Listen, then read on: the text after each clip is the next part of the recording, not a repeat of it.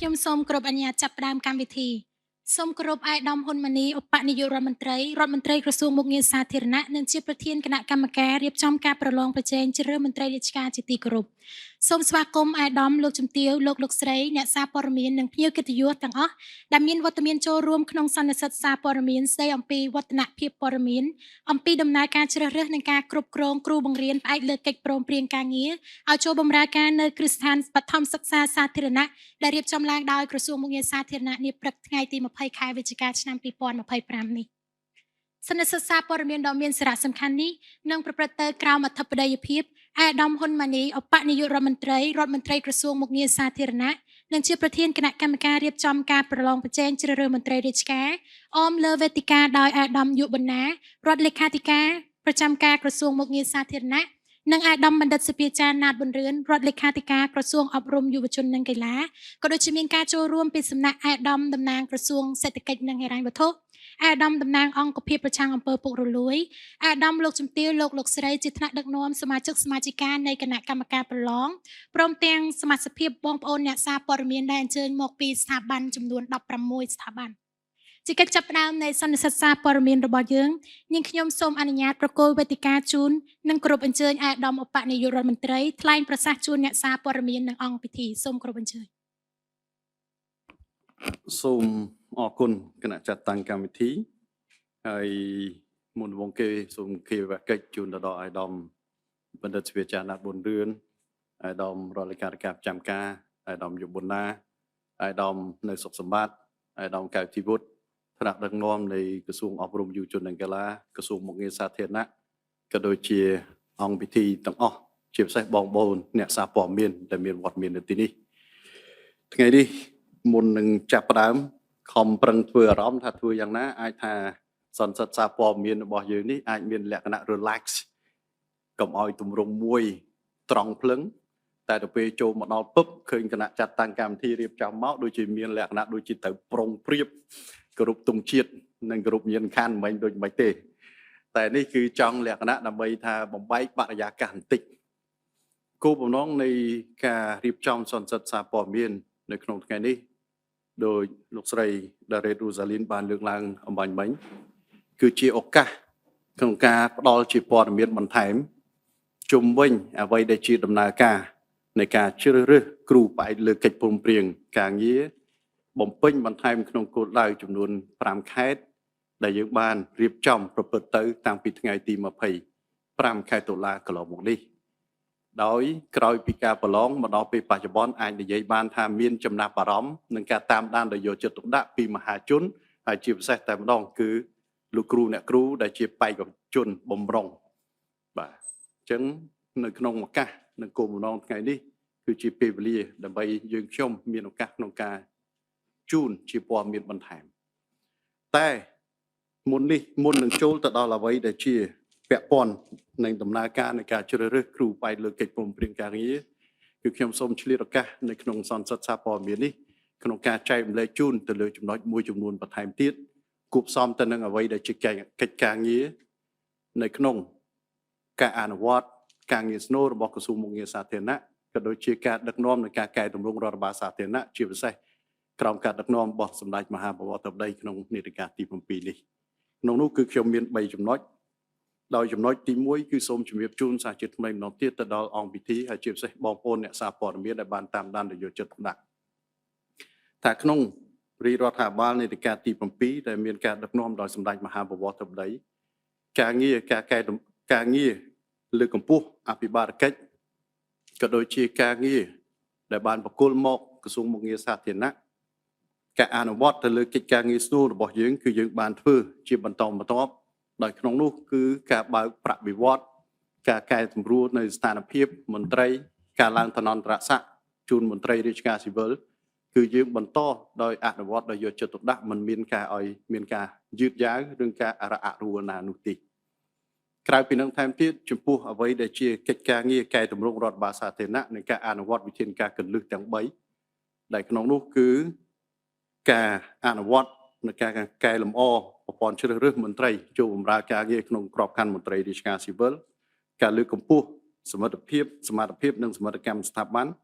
ហើយនឹងវិធានការកលឹះទី3គឺប្រព័ន្ធលើកទឹកចិត្តផ្អែកទៅលើសមិទ្ធកម្មចេញជាកិច្ចការងារមួយដែលយើងបានយកចិត្តទុកដាក់នៅក្នុងឱកាសនៃការធ្វើសន្និសីទសារព័ត៌មាននេះគឺខ្ញុំសូមរំលឹកទៅលើរឿងតែការប្រឡងជ្រើសរើសគួបផ្សំនឹងការវិធានការកលឹះទី1និងវិធានការកលឹះទី2ដែលយើងបានតាមដានដោយយកចិត្តទុកដាក់ដូចគ្នាមកដល់ពេលបច្ចុប្បន្ននេះការរៀបចំការប្រឡងជ្រើសរើសក្របខ័ណ្ឌនិងមន្ត្រីផ្អែកទៅលើកិច្ចព្រមព្រៀងការងារគឺយើងបានអនុវត្តជាង50ដងហើយដែលផ្អែកទៅលើនិយមនីតិប្រតិបត្តិដែលក្នុងនោះគឺយើងផ្អែកទៅលើមូលដ្ឋាននិងអភិក្រមគុណធិបតេយ្យតម្លាភាពយុត្តិធម៌បរិយាបន្ននិងប្រសិទ្ធភាពដំណើរការនេះអាចនិយាយឲ្យភាសាសាមញ្ញជាការផ្ដល់ឱកាសនិងផ្ដល់យុត្តិធម៌សម្រាប់យុវជនយុវនារីដែលមានបំណងប្រាថ្នាចូលរួមប្រឡងប្រជែង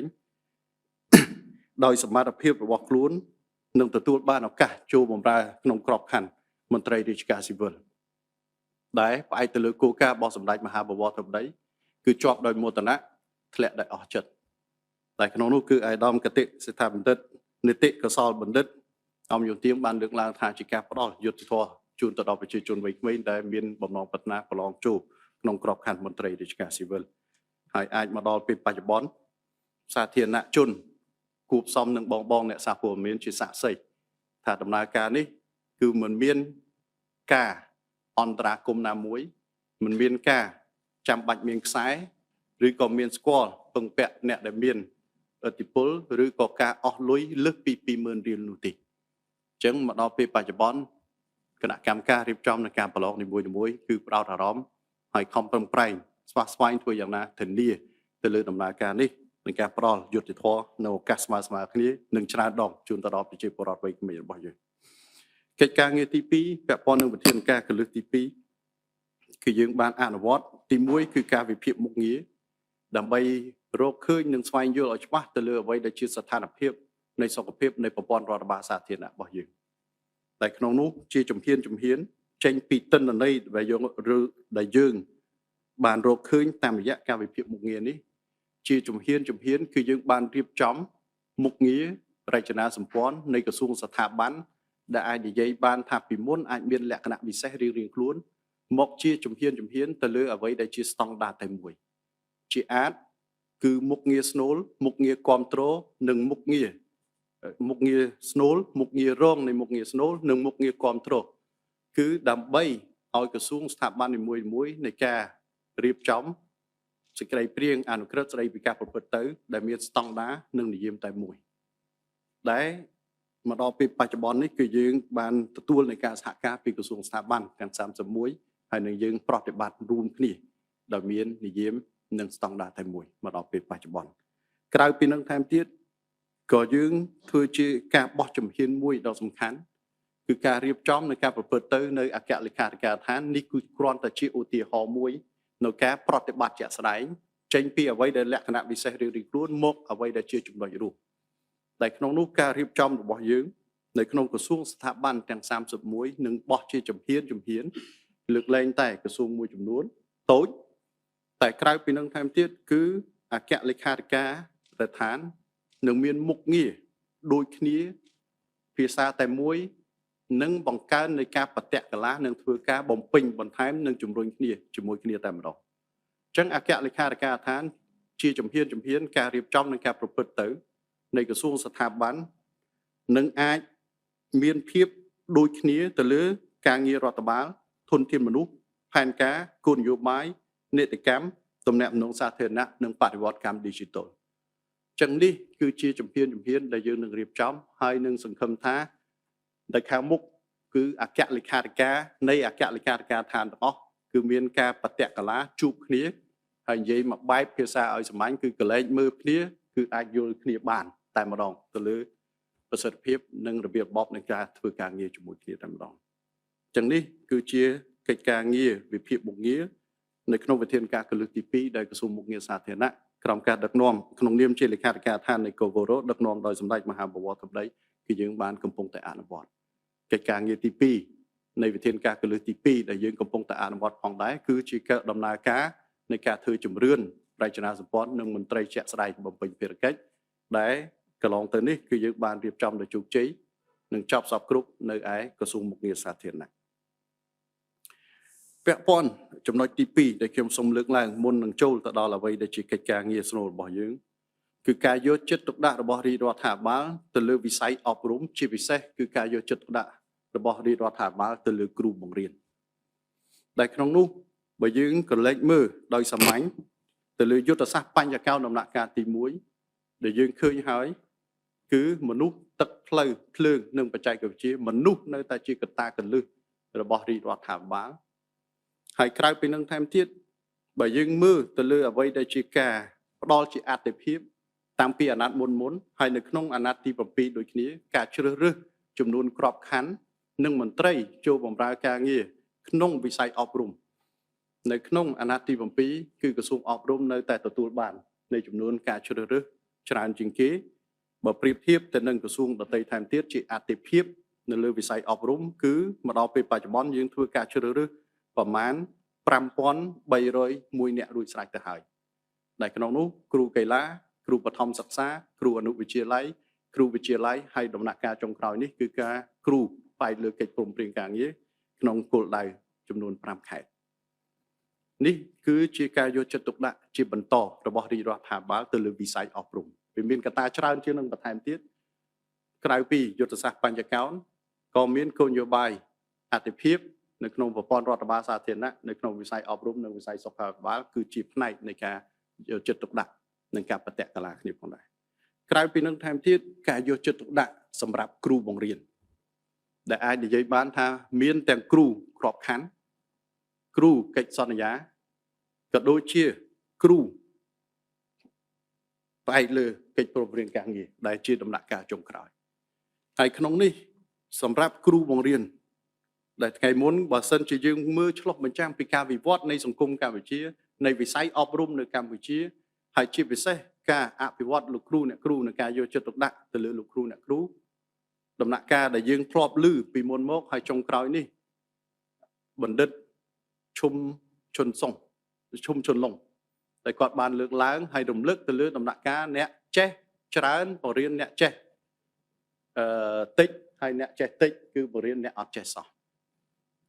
នេះគឺជាបរិបទមួយឧទាហរណ៍មួយដែលវាឆ្លុះបញ្ចាំងទៅលើវិស័យអប់រំរបស់យើងមកដល់ពេលបច្ចុប្បន្នហើយមកដល់ពេលបច្ចុប្បន្នយើងឃើញថាភាពរីកចម្រើនហើយនឹងការយកចិត្តទុកដាក់របស់លោកគ្រូអ្នកគ្រូរបស់យើងគឺបើប្រៀបធៀបនឹងដំណាក់កាលមុនគឺមានការវិវត្តច្រើនដែលក្នុងនោះខ្ញុំក្នុងនាមរាជរដ្ឋាភិបាលឆ្លៀតឱកាសនេះហើយក្នុងនាមខ្លួនខ្ញុំផ្ទាល់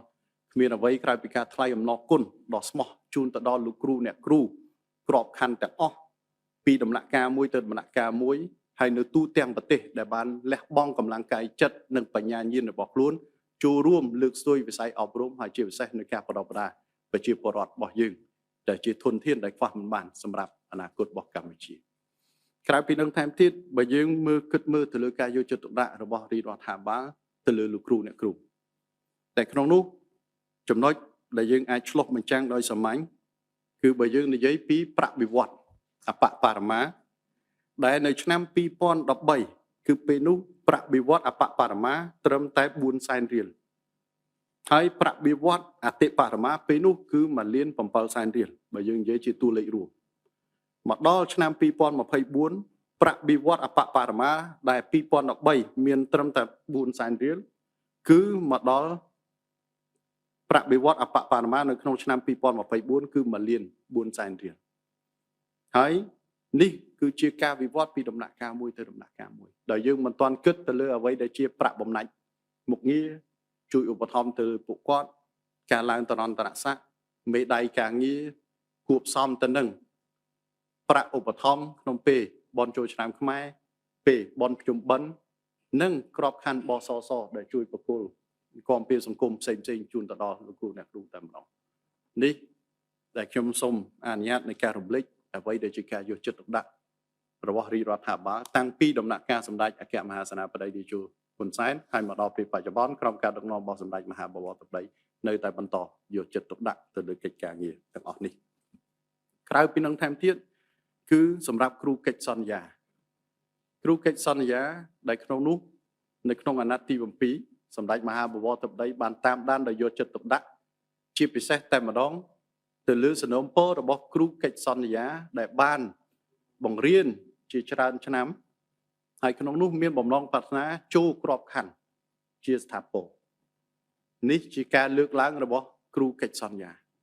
សម្ដេចមហាបវរត្បិតបានឮនៅសំណូមពរហើយក៏បានប្រគល់ភារកិច្ចជូនដល់ក្រសួងអប់រំយុវជននិងកីឡាដោយមានការចូលរួមពីក្រសួងមុខងារសាធារណៈនិងក្រសួងសេដ្ឋកិច្ចហិរញ្ញវត្ថុដើម្បីពិចារណាទៅលើចំណុចទាំងអស់នេះចេញមកពីការពិគ្រោះយោបល់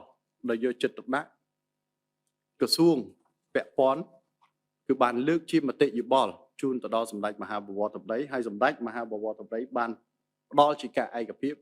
ដោយវេទិកានេះខ្ញុំសូមមិនលំអិតទាំងស្រុងទៅលើចំណុចនេះទេតែគ្រាន់តែជំរាបជាគោលការណ៍មួយរួមសិនហើយបើសិនបន្តិចទៀតបើសិនជាខាងបងប្អូនអ្នកសារព័ត៌មានអាចចង់សួរបន្ថែមនៅថ្ងៃនេះឬស្វែងយល់បន្ថែមបន្តតាមទៀតដែលក្នុងនោះគឺខ្ញុំសូមបញ្ជាក់ថាជាគោលការណ៍យើងបានឯកភាព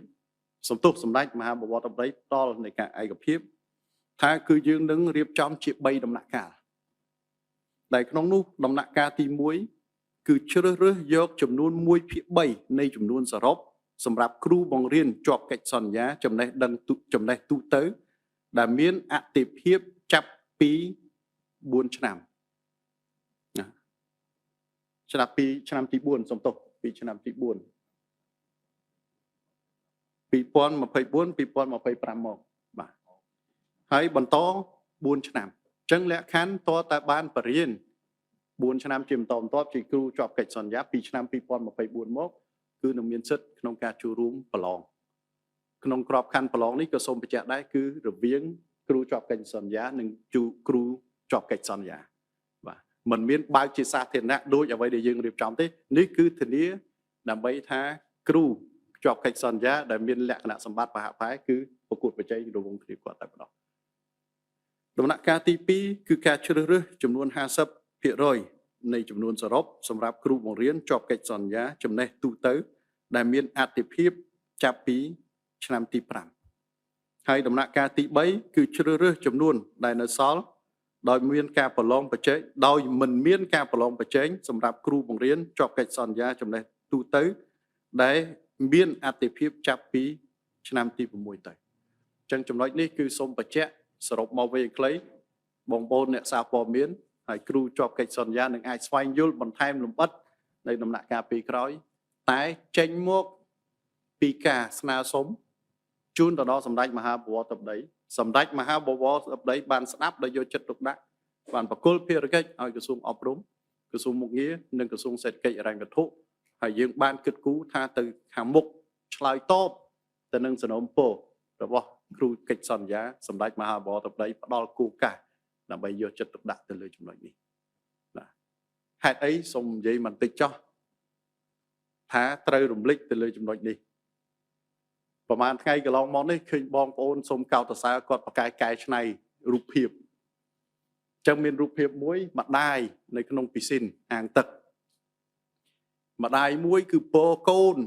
ដោយរីករាយកូនស្រីនោះរីករាយហើយគេដាក់នៅខាងក្រោមគឺគ្រូកិច្ចព្រមព្រៀងការងារហើយដល់ពេលគ្រូក្របខ័ណ្ឌកំពុងតែលងទឹកហើយដល់ពេលគ្រូកិច្ចសន្យានៅបាតទឹកអញ្ចឹងគឺនេះក៏ខ្ញុំចង់សូមបញ្ជាក់ថាពួកខ្ញុំក៏តាមដានទៅយកចិត្តទុកដាក់ចំពោះមតិយោបល់ហើយតាមរយៈរូបភាពមួយនេះក៏អាចនឹងមានការភ័ន្តច្រឡំអញ្ចឹងគឺខ្ញុំសូមឆ្លៀតឱកាសនេះក្នុងការរំលឹកថាការយកចិត្តទុកដាក់របស់រាជរដ្ឋាភិបាលតាំងពីសម្ដេចតេជោដែលមាននិងសម្ដេចមហាបវរត្បិតដែលមានក្រសួងអប់រំយុវជននិងកីឡាក្រសួងមុខងារសាធារណៈចូលរួមមួយផ្នែកនិងក្រសួងសេដ្ឋកិច្ចហិរញ្ញវត្ថុគឺតាមនយោបាយយកចិត្តទុកដាក់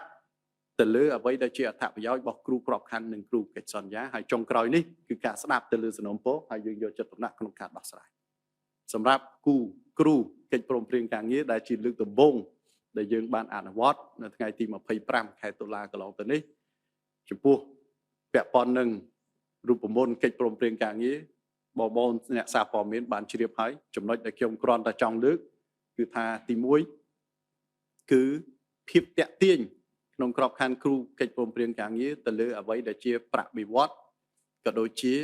អត្ថប្រយោជន៍ផ្សេងដែលមិនខុសនឹងឆ្ងាយពី គ្រូក្របខ័ណ្ឌប្រមាណទេ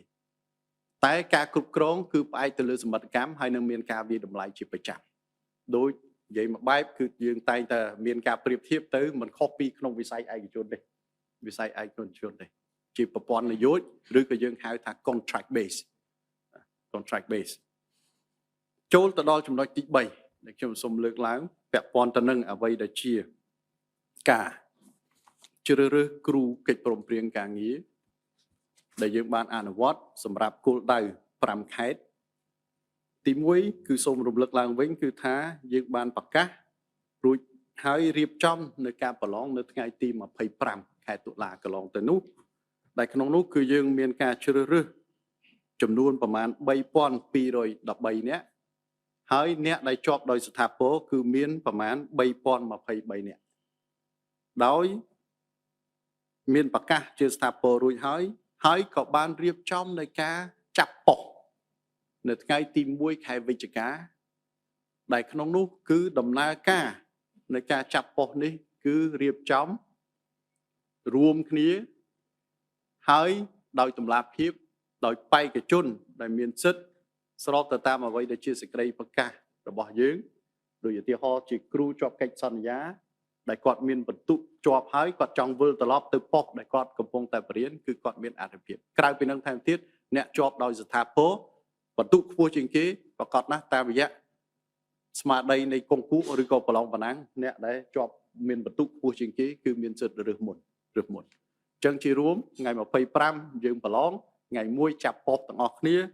ថ្ងៃទី3ត្រូវទៅបង្ហាញខ្លួនហើយដល់ពេលរួចទៅថ្ងៃទី7ខែវិច្ឆិកាគឺចូលបង្រៀនតែម្ដងហើយក្នុងនោះគឺខ្ញុំសូមលើកអ្វីដែលជាក្រុមការងារគាត់បានចែករំលែកជាបន្តបន្ទាប់ថាលោកគ្រូអ្នកគ្រូកិច្ចព្រមព្រៀងការងារជាប់ហើយបានទៅបំពេញភារកិច្ចច្រើនក៏ប៉ុន្តែហាក់បីដូចជាម្នាក់គឺតាមដានតាអ្នកគ្រូគូសមាមួយទេដែលអ្នកគ្រូបានទៅបង្ហាញខ្លួនផងបានចាប់ផ្ដើមបង្រៀនផងហើយដូចជាមេតិកាជាប្រចាំថ្ងៃតែម្ដងគឺមានជាបន្តបន្ទាប់និយាយស្មាញ់គឺដំណើរការអ្នកគ្រូកុសមាក៏ជាដំណើរការឆ្លុះបញ្ចាំងទៅលើការអនុវត្តទៅលើរូបមន្តគ្រូកិច្ចព្រមព្រៀងការងារផងដែរក្រៅពីនឹងថែមទៀតគឺពីម្សិលមិញខ្ញុំបានទទួលព័ត៌មានថាចំពោះបេក្ខជនបំរុងក៏បានដំណើរការនៅការចាប់ប៉ុស្តិ៍ដើម្បីទៅបំពេញភារកិច្ចសម្រាប់អ្វីដែលជាប៉ុស្តិ៍ដែលមានបើកសន្ទុះប៉ុស្តិ៍ចំនួនមានតម្រូវការដែលប៉ុស្តិ៍ដែលមានតម្រូវការមានចំណាន986 1924នៅក្នុងគោលដៅចំនួន986ចឹងនេះគឺជាដំណើរការតែខ្ញុំចង់លើកទៅលើចំណុចមួយចំនួនដែលនាំមកនៃហេតុផលនៃការរៀបចំសន្និសីទសារព័ត៌មាននេះទី1យើងបានតាមដានដោយយកចិត្តទុកដាក់ក្រោយពីមានការចាប់ប៉ុស្តិ៍ចំពោះបេក្ខជនជាប់ជាស្ថាពរហើយនៅសល់អ្វីដែលជាសន្ទុះដែលមិនទាន់រើសគឺរឿងបេក្ខជនដែលជាប់បំរុងអ្វីដែលយើងបានតាមដានដោយយកចិត្តទុកដាក់ហើយនឹងធ្វើការកត់សម្គាល់ទៅលើមតិជាច្រើនចំណុចទី1គឺចោទសួរថាហេតុអ្វីប៉ុស្តិ៍ដែលសម្រាប់អ្នកដែលជាប់ជាស្ថាពរខុសពីប៉ុស្តិ៍ដែលអ្នកបំរុងនឹងឈានទៅដល់ការជ្រើសរើស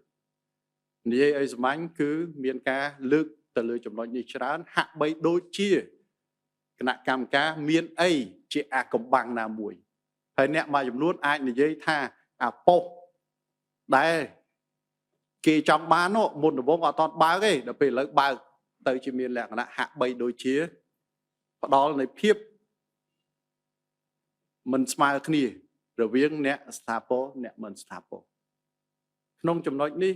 គឺខ្ញុំសូមបញ្ជាក់ថាបញ្ជីទី1អ្វីដែលជាទិន្នន័យត្រូវពឹងផ្អែកទៅលើបញ្ជីដែលគណៈកម្មការបានប្រកាសជាស្ថាពរនេះគឺជាចំណុចមួយដែលមានសារៈសំខាន់ដោយប្រកបណាស់ក្រោយពីការធ្វើការជាមួយសាលាជាមួយការិយាល័យស្រុកជាមួយមន្ទីរ គឺយើងយកទិន្នន័យហ្នឹងលើកមកគណៈកម្មការហើយគណៈកម្មការដែលមានទាំងក្រសួងមុខងារសាធារណៈក្រសួងអប់រំយុវជននិងកីឡាក្រសួងសេដ្ឋកិច្ចហិរញ្ញវត្ថុនិងអង្គភាពប្រជាពលរដ្ឋលួយយើងរៀបចំពិគ្រោះយោបល់ហើយនឹងរៀបចំបញ្ជីមួយជាផ្លូវការចឹងចំណុចទី1ដែលខ្ញុំសូមទាញចំណាប់អារម្មណ៍មុនគេគឺថាទិន្នន័យទាំងអស់ត្រូវប្រើប្រាស់និងផ្អែកទៅលើមូលដ្ឋានទិន្នន័យរបស់គណៈកម្មការរៀបចំនៃការប្រឡងបាទសូមនិយាយចំមកទៅ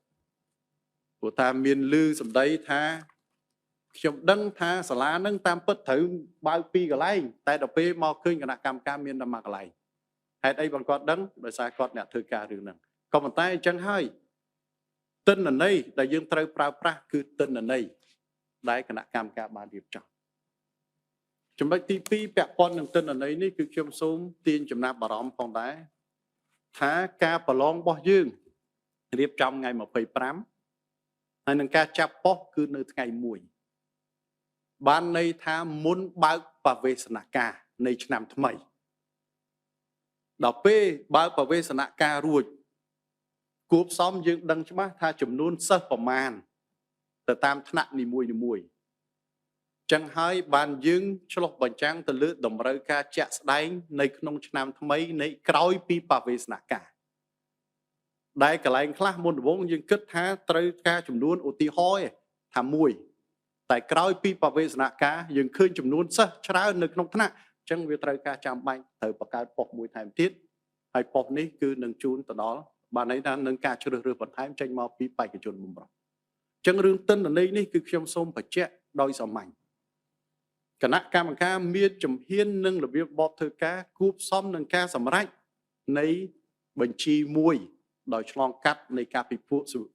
គ្រោះយោបល់ជាមួយនឹងភាគីនៃគណៈកម្មការទាំងអស់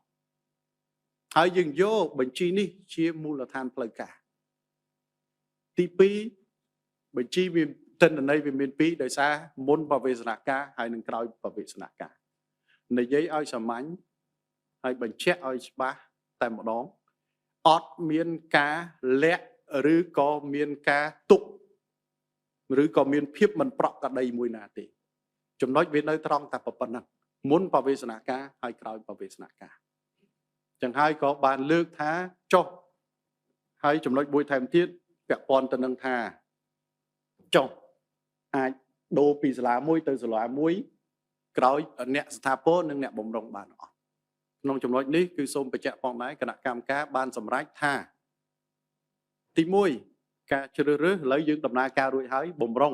បេក្ខជនបំរុងបានចាប់ផ្ដើមរើសទៅលើប៉ុស្តិ៍ស្របទៅតាមអ្វីដែលជាបញ្ជីថ្មីដែលយើងសម្រេចបានដោយគណៈកម្មការក្រោយបវេសនការហើយអ្វីដែលគណៈកម្មការនឹងអនុញ្ញាតហើយនឹងអាចផ្ដល់ព័ត៌មានបន្ថែមគឺនៅក្នុងដំណាក់កាលនៃខែវិច្ឆិកានេះបើសិនជាបេក្ខជនណាមួយមានបំណងក្នុងការបដូរទៅកន្លែងមួយថែមទៀតគឺយើងយករូបមន្តថាបុគ្គលមួយហ្នឹងមិនថាជាស្ថាពរឬក៏បំរុងដែលបានរើសហើយខ្ញុំសូមថាប្រើថាបេក្ខជនដែលបានជ្រើសរើសប៉ុស្តិ៍ហើយទៅពិភាក្សាគ្នាឯកភាពគ្នាផ្អែកទៅលើការងារស្ម័គ្រចិត្តហើយអាចនៃការផ្លាស់ប្ដូរក៏ប៉ុន្តែនៅក្នុងដំណាក់កាលតារយៈពេលក្នុងខែ11នេះទេចូលខែ12គឺនឹងមិនអនុញ្ញាតទេអញ្ចឹងនេះគឺជាចំណុចដែលខ្ញុំសូមលើកឡើងបន្តហើយការជ្រើសរើសចំណុចចុងក្រោយមុននឹងចូលទៅដល់អ្វីដែលជាផ្ដល់ឱកាសដើម្បីសួរជាព័ត៌មានបន្ថែមជាសំណួរថាគោលបំណងនៃការជ្រើសរើសគ្រូផ្អែកលើកិច្ចព្រមព្រៀងការងារគោលដៅចំនួន5ខេត្តនេះគឺដើម្បីដោះស្រាយទៅលើគ្រូបង្រៀន2វេននិងថ្នាក់គួរដែលចំណុចនេះមុនដំបូងគេគឺខ្ញុំសូមសារជាថ្មីសូមថ្លែងអំណរគុណទៅដល់លោកគ្រូអ្នកគ្រូដែលកន្លងមកបានលះបង់កម្លាំងកាយចិត្តបញ្ញាញាណហើយប្រកបណាស់តែបរិញ្ញា2ដងហើយវាអាចប៉ះពាល់សុខភាពហើយទៅលើការបំពេញភារកិច្ចកន្លងមកអញ្ចឹងគោលបំណងនៃគណៈកម្មការនឹងការដោះស្រាយរបស់រាជរដ្ឋាភិបាលក្នុងការលុបបំបាត់ថ្នាក់បង្រៀន2វេនឬក៏ថ្នាក់គួបហើយថ្នាក់គួបយើងបានដឹងទាំងអស់គ្នាហើយ ក្នុងនោះគឺអ្វីដែលជាឧទាហរណ៍ជាក់ស្ដែងដែលយើងឃើញនៅសារព័ត៌មានគឺបឋមសិក្សាទូកីដែលមួយថ្នាក់មានទៅដល់61ដូចជា71នាក់អាហ្នឹងមិនតាន់គួរផុសបាទហើយនៅក្នុងគោលដៅខេត្តមួយចំនួននៅក្នុងរង្វង់ខេត្តទាំង5នេះក៏មានបឋមសិក្សាមួយចំនួនមួយថ្នាក់គឺមានលើសពី60នាក់ដូចគ្នាដែរក្នុងពេលដែលស្តង់ដារដែលក្រសួងអប់រំយុវជននិងកីឡាហើយយើងចង់បានសម្រាប់គុណភាពអប់រំគឺរង្វង់35ទៅ40នាក់តែប៉ុណ្ណោះអញ្ចឹងគោលបំណងនៃការដោះស្រាយបញ្ហាគ្រូបង្រៀនពីរវេននិងថ្នាក់គួរទី1គិតទៅដល់សុខភាពរបស់លោកគ្រូអ្នកគ្រូដែលបំពេញភារកិច្ចបរិញ្ញាបត្រពីរវេនព្រោះថាបើបរិញ្ញាបត្រពីរវេនហើយទី1ប៉ះពាល់សុខភាពទី2มันអាចរៀបចំផែនការបង្រៀននិងអភិវឌ្ឍសមត្ថភាពផ្សេងទេដើម្បីសម្រាប់គាត់ខ្លួនឯងផងសម្រាប់ជាផែនការអភិវឌ្ឍនិងលើកស្ទួយគុណភាពតាមរយៈមេរៀននិងផែនការបង្រៀនរបស់គាត់ជូនទៅដល់ក្មួយផងទី2គឺថ្នាក់តែចំនួនធំហើយកូនក្មួយដែលចូលរៀនប្រកបណាស់វានឹងអាចអារម្មណ៍ឬក៏ប្រើភាសាសាមញ្ញគឺគុណភាពអប់រំប្រហែលមិនដូចគ្នាទាំងស្រុងទេហើយទី3តាមរយៈដោះស្រាយនេះក៏យើងបានផ្ដល់ឱកាសឲ្យយុវជនយុវនារីដទៃទៀតដែលមានបំណងប្រាថ្នាក្លាយទៅជាគ្រូបង្រៀនអាចចូលទៅបម្រើនិងបំពេញភារកិច្ចនៅក្នុងពេលបន្ថែមដើម្បីចូលរួមជាកម្លាំងមួយបន្ថែមទៀតក្នុងការអភិវឌ្ឍវិស័យអប់រំនិងការប្រពៃកូនក្មួយបន្តថែមទៀតផងដែរអញ្ចឹងនេះហើយដែលជាបំណងប្រាថ្នាធំរួមរបស់យើងក្នុងការដោះស្រាយបញ្ហាផងហើយនឹងលើកស្ទួយទៅលើអ្វីដែលជាគុណភាពអប់រំហើយចេញមកពីការសហការជាមួយគ្នាបានការអស់គ្នាអញ្ចឹងបកមកវិញយ៉ាងខ្លីអ្វីដែលជាការចង់បញ្ជាក់ទៅលើទស្សនវិជ្ជាមួយចំនួននេះដើម្បីធ្វើយ៉ាងណាអាចសាធារណជនទទួលព័ត៌មានបន្ថែមព្រោះថាប្រហែលថ្ងៃកន្លងមកនេះគឺមានព័ត៌មានច្រើនតាម Facebook ជាលក្ខណៈបញ្ចេញមតិយោបល់ផងជាការបញ្ចេញនៅការព្រួយបារម្ភផងចេញជាលក្ខណៈអារម្មណ៍ពិតអ្នកខ្លះគេប្រើពាក្យអីអារម្មណ៍ស៊ីនណាពេលខ្លះទៅក៏យើងស្ដាប់ទៅតែសូមបញ្ជាក់ថាគណៈកម្មការតាមដានយកចិត្តទុកដាក់និងស្ដាប់មតិយោបល់ហើយយើងខ្ញុំទាំងអស់គ្នា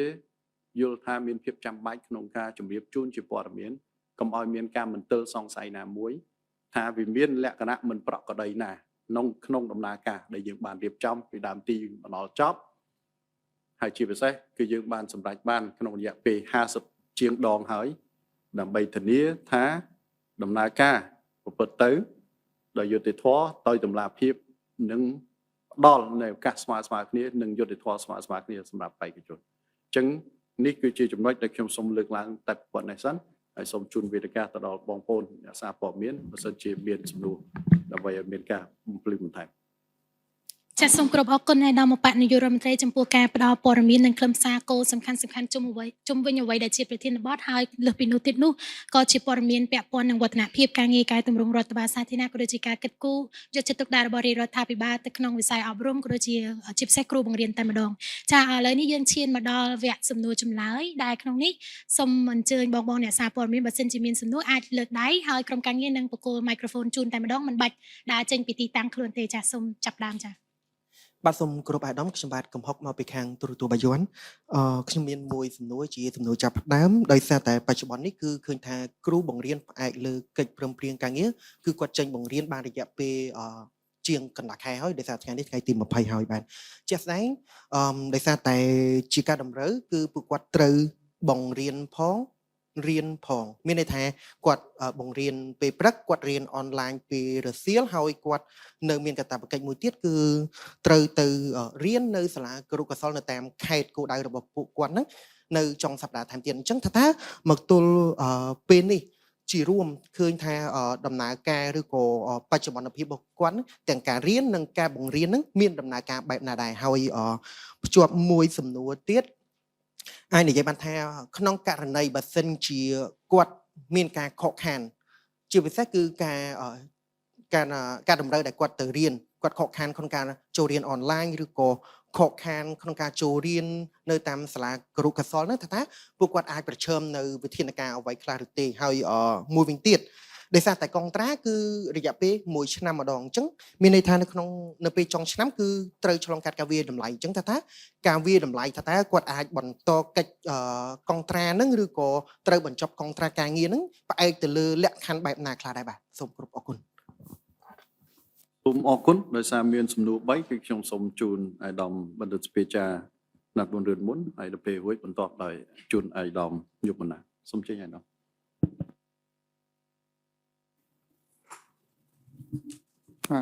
សូមអរគុណសូមគោរពអាយដាមឧបនាយករដ្ឋមន្ត្រីសូមគោរពអាយដាមរដ្ឋលេខាធិការប្រចាំការនិងសូមគោរពលោកជំទាវលោកលោកស្រីទាំងអស់ជាពិសេសមកលោកលោកស្រីតែជាអ្នកសារព័ត៌មានសំណួរបាញ់មិញនេះខ្ញុំសូមអនុញ្ញាតឆ្លើយដូចតទៅនេះនេះជាសំណួរល្អហើយជាសំណួរដែលចាប់អារម្មណ៍គ្រប់គ្នាជាពិសេសសម័យខ្លួនខ្ញុំសូមញែកជា2ចំណុចទី1ខ្ញុំសូមអបអរសាទរគ្រប់គ្រងចំពោះការចូលរៀនរបស់គ្រូកិច្ចព្រមព្រៀងការងារធ្វើបទមានការទៅបង្រៀនផងរៀនផងហើយខ្ញុំមិននិយាយពីរឿងភាគរយទេគឺជាទូទៅអបអរសាទរបានចូលរៀនដូចខ្ញុំបានលើកពេលដែលយើងបញ្ចប់ថានេះគឺជាវគ្គពិសេសគឺជារបត់ថ្មីគឺបង្រៀនផងរៀនផងប៉ុន្តែក៏បើកបៀវត្តផងទៅព្រមគ្នាបើយើងប្រៀបទៅនឹងមុនអត់ទេរៀនចប់បានទៅធ្វើគ្រូបានមានប្រាក់ខែឥឡូវនេះអត់ទេណារៀនផងបង្រៀនផងបើកប្រាក់ខែផងជាមួយគ្នាពួកការទៅរៀននិងបង្រៀនរបស់គាត់នេះជាចំណុចទី2ខ្ញុំសូមជម្រាបថាក្នុងនាមក្រសួងអប់រំយុវជននិងកីឡាដែលសហជាមួយក្រសួងមុខងារសាធារណៈក្នុងគណៈកម្មការប្រឡងប្រជែងជ្រើសរើសគ្រូផ្អែកលើកិច្ចព្រមព្រៀងការងារនេះគឺបង្កលក្ខណៈងាយស្រួលទន់ភ្លន់បត់បែនមិនឲ្យលោកគ្រូយើងខកចិត្តទេសំខាន់បំផុតធ្វើយ៉ាងណាឲ្យលោកគ្រូអ្នកគ្រូទាំងអស់បានបង្រៀនពេញលេញ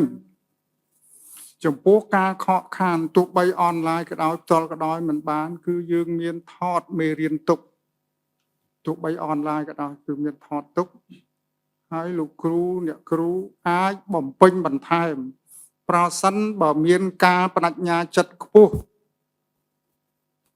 ហើយនិយាយថាគូកិច្ចព្រមព្រៀងការងារហ្នឹង1ឆ្នាំម្ដងប៉ុន្តែមិនមែន1ឆ្នាំចប់ទេជារៀងរហូតជាសុខភាពរបស់គាត់សក្តិពលចឹងក្នុងការប្រឡងបញ្ចប់ទូទៅចឹងហើយបានយើងលើកទឹកចិត្តថាអ្នកជាប់បំរុងហ្នឹងក៏ទៅរៀនទុកឲ្យហើយទៅបីអ្នកជាប់សាពរក៏ត្រូវរៀនអ្នកបំរុងហើយទៀតបាទហើយយើងណាទុកនៅ credit ដែលគាត់បានរៀនមានបញ្ហាធ្វើអានទេសំណួរនេះល្អណាស់បាទហើយយើងបានចុះទៅជួបដល់សិក្ខាកាមលោកគ្រូអ្នកគ្រូយើងហើយក៏មានការបារម្ភចឹងយើងបានដោះស្រាយបារម្ភសូមឲ្យសប្បាយចិត្តទៅបង្រៀនសិស្សដោយសប្បាយជួបកុមារដោយសប្បាយរីករាយជួបមេដាបេដាសិស្សដោយសប្បាយរីករាយជួបការិយាល័យអប់រំស្រុកជួបអភិបាលស្រុកជាពិសេសគឺសិស្សយើងសប្បាយរីករាយក្នុងការបង្រៀនកុំយកកង្វល់ការបង្រៀនជាធំគឺក្រសួងអប់រំយុវជនកីឡានឹងបង្កលក្ខណៈជួយបំពេញធ្វើម៉េចឲ្យបានចប់ចុងចាប់ដើមរហូតដល់ចុងបញ្ចប់នៅពេលមហាវិស្មកាលបាទហើយនិយាយដោយឡែកគឺគ្រូជាប់កិច្ចសន្យានេះខុសពីគ្រូកិច្ចព្រមព្រៀងយើងគាត់បានប្រាក់ខែនិយាយសាមញ្ញតែ10ខែទៅយើងនេះគឺបានប្រាក់ខែ12ខែ12ខែអញ្ចឹងគឺ1ឆ្នាំពេញអញ្ចឹងនៅពេលដែលចប់ឆ្នាំសិក្សាគាត់ត្រូវទៅរៀនបំពេញបន្ថែមទៀតបើសិននៅខ្វះចន្លោះដើម្បីប្រឡងយកវិញ្ញាបនបត្រគរុសម្បទាវិជ្ជាជីវៈ ដែលយើងហៅពាក្យសាមញ្ញថាអាជ្ញាប័ណ្ណបង្រៀនទោះបីតែគ្រូជាប់កិច្ចព្រមព្រៀងក៏ដោយគ្រូក្របខ័ណ្ឌក៏ដោយហើយអនាគតគ្រូជាប់កិច្ចសន្យាដែលឲ្យដំឧបលោកមានសាមញ្ញមិញក៏ត្រូវតែមានការបំពន់ដើម្បីបណប័ត្រឡងដូចគ្នាចាប់ពីពេលនេះទៅគ្រប់មន្ត្រីរាជការបម្រើការងារត្រូវតែមានវិញ្ញាបនបត្រគរុសម្បទាវិជ្ជាជីវៈនេះហើយដែលជាការកែតម្រង់ថ្មីដើម្បីធានានៅគុណភាពរួមទាំងគុណធិបតេយ្យគ្រូកិច្ចសន្យាដែលដំបាក់លោកលើកអំបញ្ញមិញមុននឹងចូលក្របខ័ណ្ឌប្រឡងដែរបាទឆ្នាំទី1 1/3ឆ្នាំទី2 50% រហូតដល់ឆ្នាំចុងមិនមែនចូលជាស្វ័យប្រវត្តិទេសត្វតែមានការប្រឡងហើយតែប្រឡងហើយគឺគុណធិបតេយ្យគុណភាពប្រសិទ្ធភាពបរិយាបន្ននេះជាចម្លើយដែលខ្ញុំសូមអរគុណហើយចម្លើយនេះល្អណាស់ព្រោះជាកង្វល់គ្រប់គ្នាឥឡូវខ្ញុំជឿថាប្រហែលជាលេងខ្វល់ហើយឬចម្លើយនេះទៅសូមអរគុណ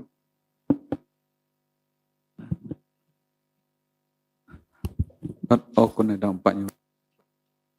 ញរមត្រីគ្រប់ឯកឧត្តមបណ្ឌិតស្ពីចាឯកឧត្តមលោកទាវលោកស្រីឯកឧត្តមបណ្ឌិតស្ពីចាលោកបានបញ្ជាក់អំពីការបណ្ដុះបណ្ដាលហើយនឹងគុណវុឌ្ឍិជាគ្រូបង្រៀនដែលជាការកាត់បីលើកកម្ពស់គុណភាពនៃការអប់រំរបស់យើងសម្រាប់បច្ចុប្បន្ននិងទៅអនាគតហើយគ្រូបង្រៀនផ្អែកលើកិច្ចព្រមព្រៀងរបស់គាត់មានកិច្ចព្រមព្រៀងមួយឆ្នាំគាត់ទទួលការបណ្ដុះបណ្ដាលហើយនៅពេលចប់មួយឆ្នាំជាធម្មតាយើងត្រូវវិយតម្លៃសមិទ្ធកម្មរបស់គាត់អ្នកដែលវិយតម្លៃនោះគឺនាយកសាលានឹងតែម្ដងអ្នកដែលគ្រប់គ្រងដឹងថាគាត់បង្រៀននឹងវាទៀងទាត់មានសមត្ថភាពពិតប្រាកដឬយ៉ាងណាហើយការតម្រូវឲ្យចូលរៀនគ្រូកុសលអីហ្នឹងនឹងពិនិត្យជាមួយគ្នាតែម្ដងសម្បីខ្លួនគាត់ត្រូវប្រឹងប្រែងនៅក្នុងការបំពេញការងារហើយថាតើបន្ទាប់ពីចប់មួយឆ្នាំទៅត្រូវបន្តឬយ៉ាងណាការបន្តទី1ត្រូវគិតទៅលើតម្រូវការគ្រូបង្រៀននៅកន្លែងនោះបាទអញ្ចឹងបើសិនជាសាលារៀននៅតែមានតម្រូវការគ្រូហើយគ្រូនោះគាត់មានសមត្ថកម្មល្អអញ្ចឹងបំពេញលក្ខខណ្ឌអញ្ចឹងគេនឹងអាចបន្តកិច្ចព្រមព្រៀងហ្នឹងបន្តទៀតណាជាបើសិននៅសាលាកន្លែងនោះមិនមានតម្រូវការក៏អាចគាត់មានគុណវុឌ្ឍិជាគ្រូបង្រៀនហើយអញ្ចឹងរដ្ឋាភិបាលសម្រាប់ក្នុងការជ្រើសរើសអញ្ចឹងគាត់មានអត្ថប្រយោជន៍ដោយសារគាត់បំពេញលក្ខខណ្ឌគុណវុឌ្ឍិអញ្ចឹងគាត់អត្ថប្រយោជន៍នៅក្នុងការអាចនឹងជ្រើសរើសទៅបង្រៀននៅកន្លែងដទៃទៀតតាមការសម្រេចរបស់បាទអញ្ចឹងកិច្ចការរបស់សម័យខ្លួនបាទគឺគាត់ត្រូវប្រឹងប្រែងបាទអ្វីដែលខាងក្រសួងអប់រំក្រសួងមុខងារសាធារណៈក្រសួងស្ថាប័នដែលពាក់ព័ន្ធអាជ្ញាធរប្រឹងប្រែងរៀបចំជូនគាត់ហ្នឹងគឺថាមានអស់ហើយប៉ុន្តែខ្លួនគាត់ទីមួយត្រូវប្រឹងប្រែងទីពីរក៏គាត់ត្រូវស្វែងយល់លិខិតបទដ្ឋានខ្ញុំបានមើល comment មួយចំនួនរបស់មិនដឹងថាជាបេក្ខជនឬក្រៅបេក្ខជនទេគឺថាគឺគាត់មិនបានស្វែងយល់ឲ្យបានច្បាស់អំពីលិខិតបទដ្ឋានដែលពាក់ព័ន្ធហើយគាត់ចេះតែផ្ដល់ comment ឬក៏យោបល់ដែលមិនសមស្របអញ្ចឹងទាំងអស់គ្នាជាគ្រូបង្រៀនជាសិស្សរួមទាំងអ្នកផ្ដល់ comment ជជែកយើងត្រូវទៅស្វែងយល់លិខិតបទដ្ឋានបើមានទាំងអស់ពាក់ព័ន្ធនឹងគ្រូបង្អែកលើកិច្ចព្រមព្រៀងថាតើមានកាតព្វកិច្ចមានសិទ្ធិអីមិនគឺថាលម្អិតនៅក្នុងទាំងអស់មានសេចក្តីណែនាំពីអាយដាមឧបនាយករដ្ឋមន្ត្រីក្នុងនាមជារដ្ឋមន្ត្រីក្រសួងមុខងារសាធារណៈអំពីកិច្ចការនេះក៏មានច្បាស់លាស់ទាំងអស់បាទច្បាស់លាស់ទាំងអស់ហើយក្នុងករណីមិនច្បាស់ក៏យើងមានផ្ដល់ជូននៅលេខទំនាក់ទំនងរបស់អគ្គនាយកដ្ឋានជំនាញទៀតតែសូមឲ្យគាត់តាក់ទងសួរមកថាតើស្ថានភាពរបស់គាត់ជាគ្រូបង្រៀនផ្អែកលើកិច្ចព្រមព្រៀងនៅក្នុងការងារវិមិចគឺថាក្រុមការងារចាំតែជួយទេបាទនឹងផ្ដល់ការបញ្យល់ផ្ដាយព័ត៌មានបន្ថែមមកគាត់ហើយក៏មានវគ្គបណ្ដុះបណ្ដាលវគ្គផ្សព្វផ្សាយដែលធ្វើជាហូរហែកន្លងមកបាទអញ្ចឹងហើយខ្ញុំក្នុងនាមក្រុមការងារបច្ចេកទេសដែលធ្វើកិច្ចការនេះផ្ទាល់គឺថាសូមអំពាវនាវថាបេក្ខជនរបស់យើងគឺត្រូវតែស្វែងយល់ ស្វែងយល់លិខិតបទដ្ឋានហើយណាមួយទៀតយើងជាគ្រូបង្រៀនណាត្រូវតែអានឲ្យច្រើនហើយមិនទាន់អានចប់ហើយលើកយោបល់អានោះគឺខុសអ្នកសារព័ត៌មានក៏ដោយអ្នកធ្វើមាតិកាសង្គមក៏ដោយត្រូវតែអានមុនពេលដែលលើកយោបល់នៅក្នុងបណ្ដាញសង្គមរបស់មានស្រាប់ហើយយើងនិយាយរបស់ដែលមានស្រាប់នោះឲ្យត្រូវទៅតាមនោះអានេះជារឿងសំខាន់អញ្ចឹងត្រឡប់វិញគឺសមត្ថភាពសមិទ្ធកម្មរបស់សម័យខ្លួនគឺជារឿងដែលបេក្ខជនត្រូវខ្វល់បំផុត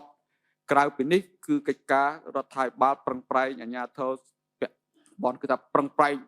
បាទជួនឱកាសអស់ហើយបាទសូមអរគុណបាទ ចាសូមអញ្ញាតសំណួរបន្តចាសូមជួយ ចានាងខ្ញុំសូមគ្រប់ជំរាបសួរអាយដាមទាំង3រូបនាងខ្ញុំមាន2សំណួរតាក់ទងជាមួយនឹងការបែងចែកបេក្ខជនបំរុងដោយសារតាដោយអាយដាមជំរាបមុនហ្នឹងឯងថាបច្ចុប្បន្នគឺបេក្ខជនបំរុងបានកំពុងតែចាប់ប៉ុស្តិ៍សម្រាប់ទៅតាមការបណ្ដុលនីមួយៗអញ្ចឹងនាងខ្ញុំចង់ដឹងតាក់ទងជាមួយនឹងចំនួនបេក្ខជនបំរុងបច្ចុប្បន្នដែលមានជាង 3000 នាក់ហ្នឹងតើគ្រប់ចំនួនសម្រាប់តម្រូវការបច្ចុប្បន្នហ្នឹងទេឬក៏យើងមានតម្រូវការបន្ថែមលើសពីហ្នឹងដើម្បីត្រៀមនៅក្នុងការរៀបចំការប្រឡងដើម្បីជ្រើសរើសបេក្ខជនបន្ថែមទៀតហើយមួយសំណួររបស់ខ្ញុំទៀតគឺតាក់ទងជាមួយនឹងការជ្រើសរើសបេក្ខជននីតិសាស្ត្រយើងនឹងបន្តសម្រាប់បេក្ខជនដែលគាត់ជាគ្រូបរិញ្ញាបត្រហ្នឹងក្នុងកម្រិតអនុវិទ្យាល័យបន្តទៀតដែរទេឬក៏ត្រឹមកម្រិតបឋមហ្នឹងទេអាដាមចា៎ សូមជើញអាដាមបណ្ណា បាទសូមគោរពអាដាមបយុរដ្ឋមន្ត្រីសូមគោរពអាដាមលោកទិសថ្មីទី1គឺពាក់ព័ន្ធនឹងសំណួរការបែងចែកបេក្ខជនបំរុងខ្ញុំចង់ជំរាបជូនថាដោយអាដាមបយុរដ្ឋមន្ត្រីលោកមានប្រសាសន៍បញ្ជាក់ពីខាងដើមថាការជ្រើសរើសដែលយើងប្រកាសដំបូងគឺ 3213 នាក់ចឹងមានន័យថាវាមាន 3213 កន្លែងចឹងយើងជាប់បាន 3023 ចឹងការបែងចែកបេក្ខជនជាប់សាពើគឺចប់យើងបែងចែកទៅតាមគោលដៅដែលមាននេះដែលមានតម្រូវការច្បាស់លាស់តបមកបានយើងពិនិត្យមើលអង្គភាពដែលមានតម្រូវការបន្ថែមតម្រូវការបន្ថែមគឺយើងបានស្រង់ទិន្នន័យពីអង្គភាពផ្ទាល់ហើយយើងបានធ្វើការបែងចែកបេក្ខជនបំរុងហ្នឹងគឺ 1924 បេក្ខជនបំរុងរបស់យើងដែលយើងប្រឡងមកដែលជាប់ជាបំរុងនេះចង់បញ្ជាក់ជូនដែរថាគណៈកម្មការសម្រេចដែលហៅថាបេក្ខជនបំរុងហ្នឹងតើតែគាត់ប្រឡងទៅមានបន្ទុកមធ្យមភាគជាប់បានយកបើអត់មធ្យមភាគជាប់ទេអត់យកទេចឹងមានបេក្ខជន 3543 ចឹងយើងត្រូវការបែងចែកបំរុង 1924 បំរុងដែលយើងមានជាសរុបគឺ 3543 ចឹងយើងមានគ្រប់គ្រាន់ណាបើយើងនិយាយជាលេខរួមទេណាប៉ុន្តែដល់យើងមើលទៅស្ថានភាពជាក់ស្ដែងនៅក្នុងឃុំមួយវិញឃុំខ្លះអត់មានបេក្ខជនជាប់បំរុងណាឃុំខ្លះអត់មានបេក្ខជនដាក់ពាក្យឃុំខ្លះតម្រូវការច្រើនជាងបេក្ខជនជាប់បំរុងណាអញ្ចឹងលេខជារួមយើងមានគ្រប់ប៉ុន្តែទៅតាមឃុំនីមួយៗយើងអាចខ្វះ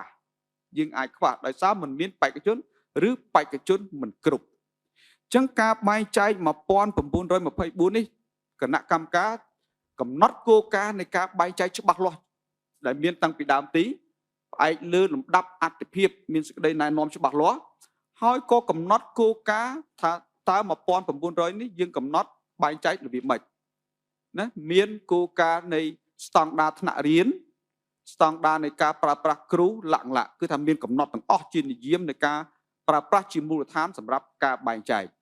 ញ្ចឹងការបែងចែកនេះយើងនៅតែអាចឃើញថានៅមូលដ្ឋានមួយចំនួនអាចអត់មានបេក្ខជនខ្ញុំឧទាហរណ៍នៅបាត់ដំបងនៅសាលាឆ្ងាយនៅស្រុករតនមណ្ឌលរុក្ខគិរីសាលាឆ្ងាយអត់មានបេក្ខជនជាប់អញ្ចឹងឥឡូវយើងត្រូវបែងចែកបេក្ខជនបំរុងនេះអស់សិនអញ្ចឹងតាមការគោលការណ៍ណែនាំរបស់គណៈកម្មការយើងបែងចែកលើកនេះហើយយើងនឹងស្រង់ទិន្នន័យធ្វើការបែងចែកនៅក្នុងកម្រិតស្រុកកម្រិតខេត្តជាដំណាក់កាលបន្ទាន់ណាបើឥឡូវយើងបែងចែកបំរុងនៅក្នុងកម្រិតឃុំសង្កាត់សិនឃុំសង្កាត់ដែលមានតម្រូវការដល់បែងចែកហើយយើងនឹងឃើញថា តម្រូវការនៅតែមានប៉ុន្តែអត់មានបេក្ខជននៅក្នុងឃុំហ្នឹងអត់មានបេក្ខជនជាប់អញ្ចឹងកាលណាក្នុងឃុំអត់មានបេក្ខជនជាប់នៅក្នុងនីតិវិធីនៃការណែនាំគឺតម្រូវឲ្យជ្រើសរើសបេក្ខជននៅក្នុងស្រុកហើយនៅក្នុងខេត្តដោយមើលតាមលំដាប់បន្ទុកនិងគោលការណ៍ស្ម័គ្រចិត្តអញ្ចឹងចម្លើយខ្លីគឺថាយើងមានបេក្ខជនគ្រប់ជារួមប៉ុន្តែឲ្យត្រូវ 100% តាមស្ថានភាពអត់ទេអញ្ចឹងឥឡូវដែលបែងចែកហ្នឹងគឺមាន 1924 ប៉ុន្តែឲ្យត្រូវទាំង 124 គឺអត់តន់គ្រប់ទេអត់តន់គ្រប់ 100% ប៉ុន្តែយើងបានឆ្លើយតបក្នុងអត្រាភាគរយខ្ពស់ប្រហែលជា 90% បាទ 90% មានន័យថាមានបេក្ខជនបំរុងដែលអាចទៅបំពេញតម្រូវការនៅកន្លែងដែលសាលារៀនត្រូវការគ្រូដោយឡែកចំនួនទី2ថាតើគ្រូផ្សេងទៀតឬទេគ្រូអនុវិទ្យាល័យគ្រូវិទ្យាល័យបាទជាគោលការណ៍គឺនឹងមានការបំពេញបន្ថែមប៉ុន្តែការកំណត់របស់រដ្ឋាភិបាលគឺយើងនឹងធ្វើការស្រង់ទិន្នន័យមានការពិនិត្យឡើងវិញនៅតម្រូវការនៅតាមគ្រឹះស្ថានសិក្សាហើយនឹងគិតគូរសម្រាប់នៅពេលខាងមុខហើយជាបច្ចេកទេសដែលបានគិតជាមួយក្រសួងអប់រំយុវជនកីឡាជាមួយនឹងក្រុមបច្ចេកទេសក្រសួងសេដ្ឋកិច្ចនិងហិរញ្ញវត្ថុថាយើងនឹងវិយតម្លៃហើយនឹងអាចគិតរឿងអ្នកដែលមានបរិញ្ញាបត្រនិងបាក់ឌុបដែរបាក់ឌុបដើម្បីយកទៅបណ្ដុះបណ្ដាលអ្នកដែលបកកែយកទៅបណ្ដុះបណ្ដាលនៅសាលាគរុកោសល្យដែលអាចជាបាក់ឌុបបូក4អញ្ចឹងកន្លែងនេះក៏ឃើញមានខមមិនអ្នកថាចុះអ្នកបាក់ឌុបបានប្រឡងទេពេលក្រោយបាទហ្នឹងគឺនៅក្នុងរបៀបផ្សេងមួយទៀតជាជំហានបន្ទាប់នៅក្នុងការងារបច្ចេកទេសនឹងមានការគិតគូរត្រូវរៀបចំស្រង់ទិន្នន័យឲ្យបានជាក់លាក់នៅគ្រប់អង្គភាពសិនហើយយើងនឹងលើកជារបាយការណ៍គោរពជូនគណៈកម្មការដើម្បីពិនិត្យសម្រេចយើងជម្រាបជូន ចាសសូមអញ្ជើញសំណួរបន្ត គ្រប់ជំរាបសួរអាដាមទាំង3អាដាមខ្ញុំមាន3សំណួរជាដំបូងគ្រប់ជូនអាដាមបណ្ឌិតសភាចារណាតប៊ុនរឿននៅដូចអាដាមបានលើកឡើងស្រាប់ថាគ្រូបង្រៀនផ្អែកលើកិច្ចព្រមព្រៀងនេះគឺប្រឡងជាប់ហើយទៅបង្រៀនបណ្ដាហើយគាត់រៀនអនឡាញបណ្ដាហើយរៀនគ្រប់ភាសាបណ្ដាមានការលើកឡើងតាមបណ្ដាញសង្គមចេះអាដាមថាពួកគាត់បង្ហាញការព្រួយបារម្ភថាការដែលឲ្យគ្រូបង្រៀនដែលរៀនបណ្ដាហើយទៅបង្រៀនបណ្ដាបែបនេះប៉ះពាល់ដល់គុណភាពនៅក្នុងវិស័យអប់រំហើយវិស័យអប់រំដើរថយក្រោយអីជាដើមអាដាមក្នុងនាមអាដាមជាតួអង្គនៅក្នុងវិស័យអប់រំមានអ្វីជាការពន្យល់ចំពោះការព្រួយបារម្ភពួកគាត់ទេហើយសំណួរជាបន្ទាប់របស់ខ្ញុំនោះគឺសួរថាបន្ទាប់ពីក្រុមគ្រូដែលពួកគាត់មានសមត្ថភាពគាត់បង្រៀនបានច្រើនឆ្នាំហើយមានការវាយតម្លៃថាគាត់មានសមត្ថភាពមានសមត្ថកម្មល្អមានសក្តានុពលជាដើមតើអនាគតទៅមានជាការរៀបចំឲ្យពួកគាត់ប្រឡងប្រជែងក្នុងចង្កោមបណ្ដុំគ្នាគាត់នឹងคล้ายទៅជាគ្រូបង្រៀនក្របខ័ណ្ឌដែរទេហើយមួយទៀតនៅពេលដែលពួកគាត់មានសមត្ថភាពល្អមានអីជាដើមតើអនាគតទៅពួកគាត់នឹងទទួលបាននៅលិខិតសរសើរឬក៏មេដាយអីពីរាជរដ្ឋាភិបាលដែរទេអាដាមខ្ញុំមាន3សំណួរនេះគ្រប់ជូនអាដាម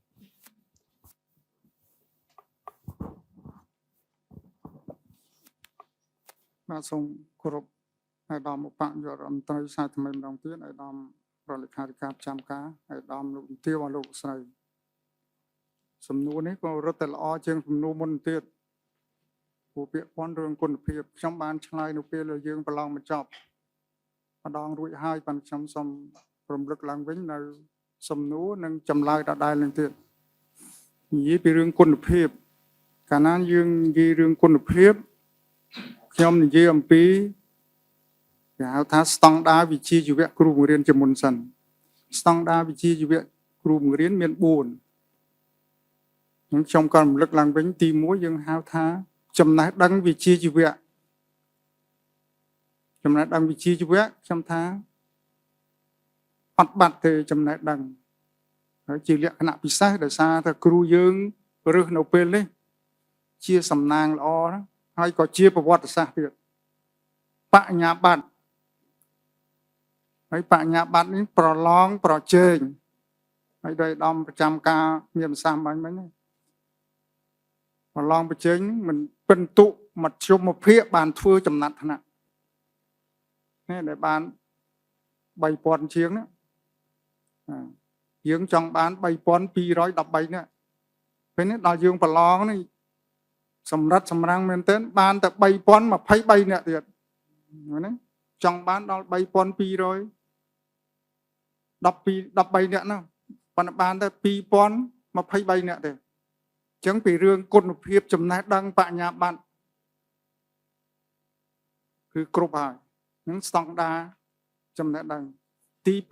2យើងនិយាយអំពីប្រតិបត្តិវិជ្ជាជីវៈប្រតិបត្តិវិជ្ជាជីវៈហ្នឹងសំដៅខ្លាំងទៅលើការបង្រៀនចឹងចុះប្រឡូកខ្ញុំនិយាយជាបទពិសោធន៍ផ្ទាល់ណាពួកខ្ញុំជាគ្រូបង្រៀនដែរប្រសិនបើលោកគ្រូអ្នកគ្រូសម័យជនមានបំណងថានឹងនៅបន្តវិជ្ជាជីវៈជាគ្រូបង្រៀនក្នុងមួយជីវិតការងាររបស់ខ្លួនគឺក្នុងរយៈពេល1ខែទៅ2ខែគឺដំណើរការបានហើយសប្តាហ៍នេះយើងបង្រៀនតែកន្លះថ្ងៃទេបាទទាំងគ្រូក្របខ័ណ្ឌទាំងគ្រូជាប់កិច្ចសន្យាទាំងគ្រូផ្អែកលើកិច្ចព្រមព្រៀងការងារបង្រៀនតែកន្លះថ្ងៃទេបាទបើសិនបរៀនព្រឹកល្ងាចអនឡាញហើយអនឡាញពីថ្ងៃច័ន្ទអង្គារពុធប្រហោះសុក្រមិនមែនឲ្យសម្រាកនៅផ្ទះទេគឺព្រឹកបង្រៀនល្ងាចឆ្វេងយល់និងស្វែងរកឯកសារផ្សេងបើចង់ទៅឆ្នាំក្រោយទៀតហើយបន្តវិជ្ជាជីវៈជាគ្រូបង្រៀនកិច្ចព្រមព្រៀងគឺ1ឆ្នាំម្ដងដោយអាដាមរដ្ឋលេខាធិការប្រចាំការក៏ប៉ុន្តែក្នុង1ឆ្នាំនេះគឺត្រូវធ្វើការវាយតម្លៃសមិទ្ធកម្មការងារតាមរយៈនាយកសាលាដែលនៅផ្ទាល់ជាមួយយើងហើយអាចមានមន្ត្រីគណៈកម្មការទៅពីក្រសួងអប់រំយុវជនកីឡាក្រសួងមុខងារសាធារណៈហើយក្រសួងសេដ្ឋកិច្ចហិរញ្ញវត្ថុក៏ចង់ទៅដឹងដែរព្រោះចំណាយថវិកាបានគុណភាពមិនចង់ដឹងដែរឬគ្រូអាចលើកិច្ចព្រមព្រៀងការងារមុខងារហើយនឹងអប់រំថាល្អសេដ្ឋកិច្ចថាដូចមិនតន់ល្អចង់ទៅវាស់មើលដែរចង់ទៅជួបតល់ចង់អង្គុយមើលអ្នកបង្រៀនដែរហើយក៏ចង់ឲ្យអ្នកបង្រៀនហ្នឹងប្រាប់រឿងពិតដែរអញ្ចឹងនឹងរឿងការប្រតិបត្តិនេះជាឱកាសល្អបង្រៀនហើយមិនមែនបង្រៀនម្នាក់ឯងទេពេលដែលយើងទៅក្នុងចំណុចទី2ប្រតិបត្តិយើងត្រូវឆ្លៀតឱកាសសាកសួររៀនសូត្រពីនាយកសាលានិងគ្រូចាស់ដល់កណ្ដឹងហើយកុំថានេះគ្រូចាស់ហ្នឹងអត់មានបញ្ញាបត្រផងមិនទៅសួរអញ្ចឹងអត់ទេគាត់នឹងខ្លាចជាគ្រូយើងមិនចាំបាច់ទៅមកសាលាគ្រូសល់មកអនឡាញនឹងមកផ្ទាល់ទេណាគ្រូចាស់ដែលគាត់បានចេញទៅបង្រៀនមុនយើងចាត់ទុកថាជាគ្រូរបស់យើងដែរខ្លាំងជាងគ្រូមកនៅសាលាគ្រូសល់ផងគ្រូសាលាគ្រូសល់គាត់ឲ្យទ្រឹស្ដីតាចិត្តវិទ្យាគរុកុសលវិធីសាស្ត្ររៀនណាទៅជួបជាមួយគាត់ហើយមែនតើគឺថ្ងៃពហុថ្ងៃសុក្រដែលទំនេរហ្នឹងសុំអង្គុយមើលទៅកុំថាខ្ញុំបញ្ញាបត្រអង្គុយមើលលោកគ្រូបឋមបង្រៀនមិនមែនស្រួលទេណាតរំបានអសកមួយណាកអាកានេះស្រួលណាស់យើងថាបញ្ញាបត្រកអាកាមិនបាក់ណាតរំបានកតរំបានការមិនស្រួលទេទៅអង្គុយមើលគាត់បង្រៀនមិនហើយសួរដេញដោលគាត់ទៅក្រសួងអប់រំយុវជនកីឡាមានសេចក្តីណែនាំសូមឲ្យនាយកដ្ឋានបឋមសិក្សាសូមឲ្យនាយកបឋមសិក្សាសូមឲ្យការឡាយរំស្រុកសូមឲ្យគ្រូដែលមានបទពិសោធន៍បានចេញបម្រើការមុនគឺត្រូវតែបើកចិត្តឲ្យទូលាយតែបើអ្នកខាងនោះបើកចិត្តទូលាយយើងណាត្រូវតែព្យាយាមសង្វាតស្វែងរកមិនពិបាកទេនេះចំណុចទី2គឺយើងនិយាយអំពីចំណុចទី3នេះគឺប្រតិបត្តិគរុកុសលហើយចំណុចទី4គឺសំខាន់ណាស់ប៉ុន្តែមើលមិនសូវឃើញទេក៏ប៉ុន្តែបើសិនយើងប្រតិបត្តិគឺសិលធម៌វិជ្ជាជីវៈមិនថាតែគ្រូបង្រៀនទេមុខរបរណាក៏ត្រូវមានសិលធម៌សុភាពរៀបសារជាមួយសហគមន៍ហើយថ្ងៃមុនដែលចាប់ប៉ុស្តិ៍ណានៅខេត្តព្រៃវែងណាកាយឡាយអប់រំស្រុកពីមរក៏ថានេះលោកគ្រូថ្មីមកខ្ញុំសល់ផ្ទះឲ្យមកនៅផ្ទះខ្ញុំទៅបានប្រហែល10នាក់ឃើញទេយើងគិតថាយើងចេញថ្មីមានផ្ទះទៅនៅស្រាប់អញ្ចឹង ពេលនេះគាត់ស្វាគមន៍សហគមន៍ហើយសំខាន់បំផុតសរុបមកប្រសិនបើយើងបង្រៀនកូនគាត់បានល្អឪពុកម្ដាយគេនៅទីនោះគេនឹងលើកទឹកចិត្តយើងចូលរួមយើងចង់ឲ្យសហគមន៍មេដាបេដាចូលរួមវិស័យអប់រំចូលរួមឲ្យបានខ្លាំងគឺលទ្ធផលសិក្សារបស់សិស្សហើយលោកគ្រូចាប់ពុបបញ្ញាបត្រដល់ថ្មី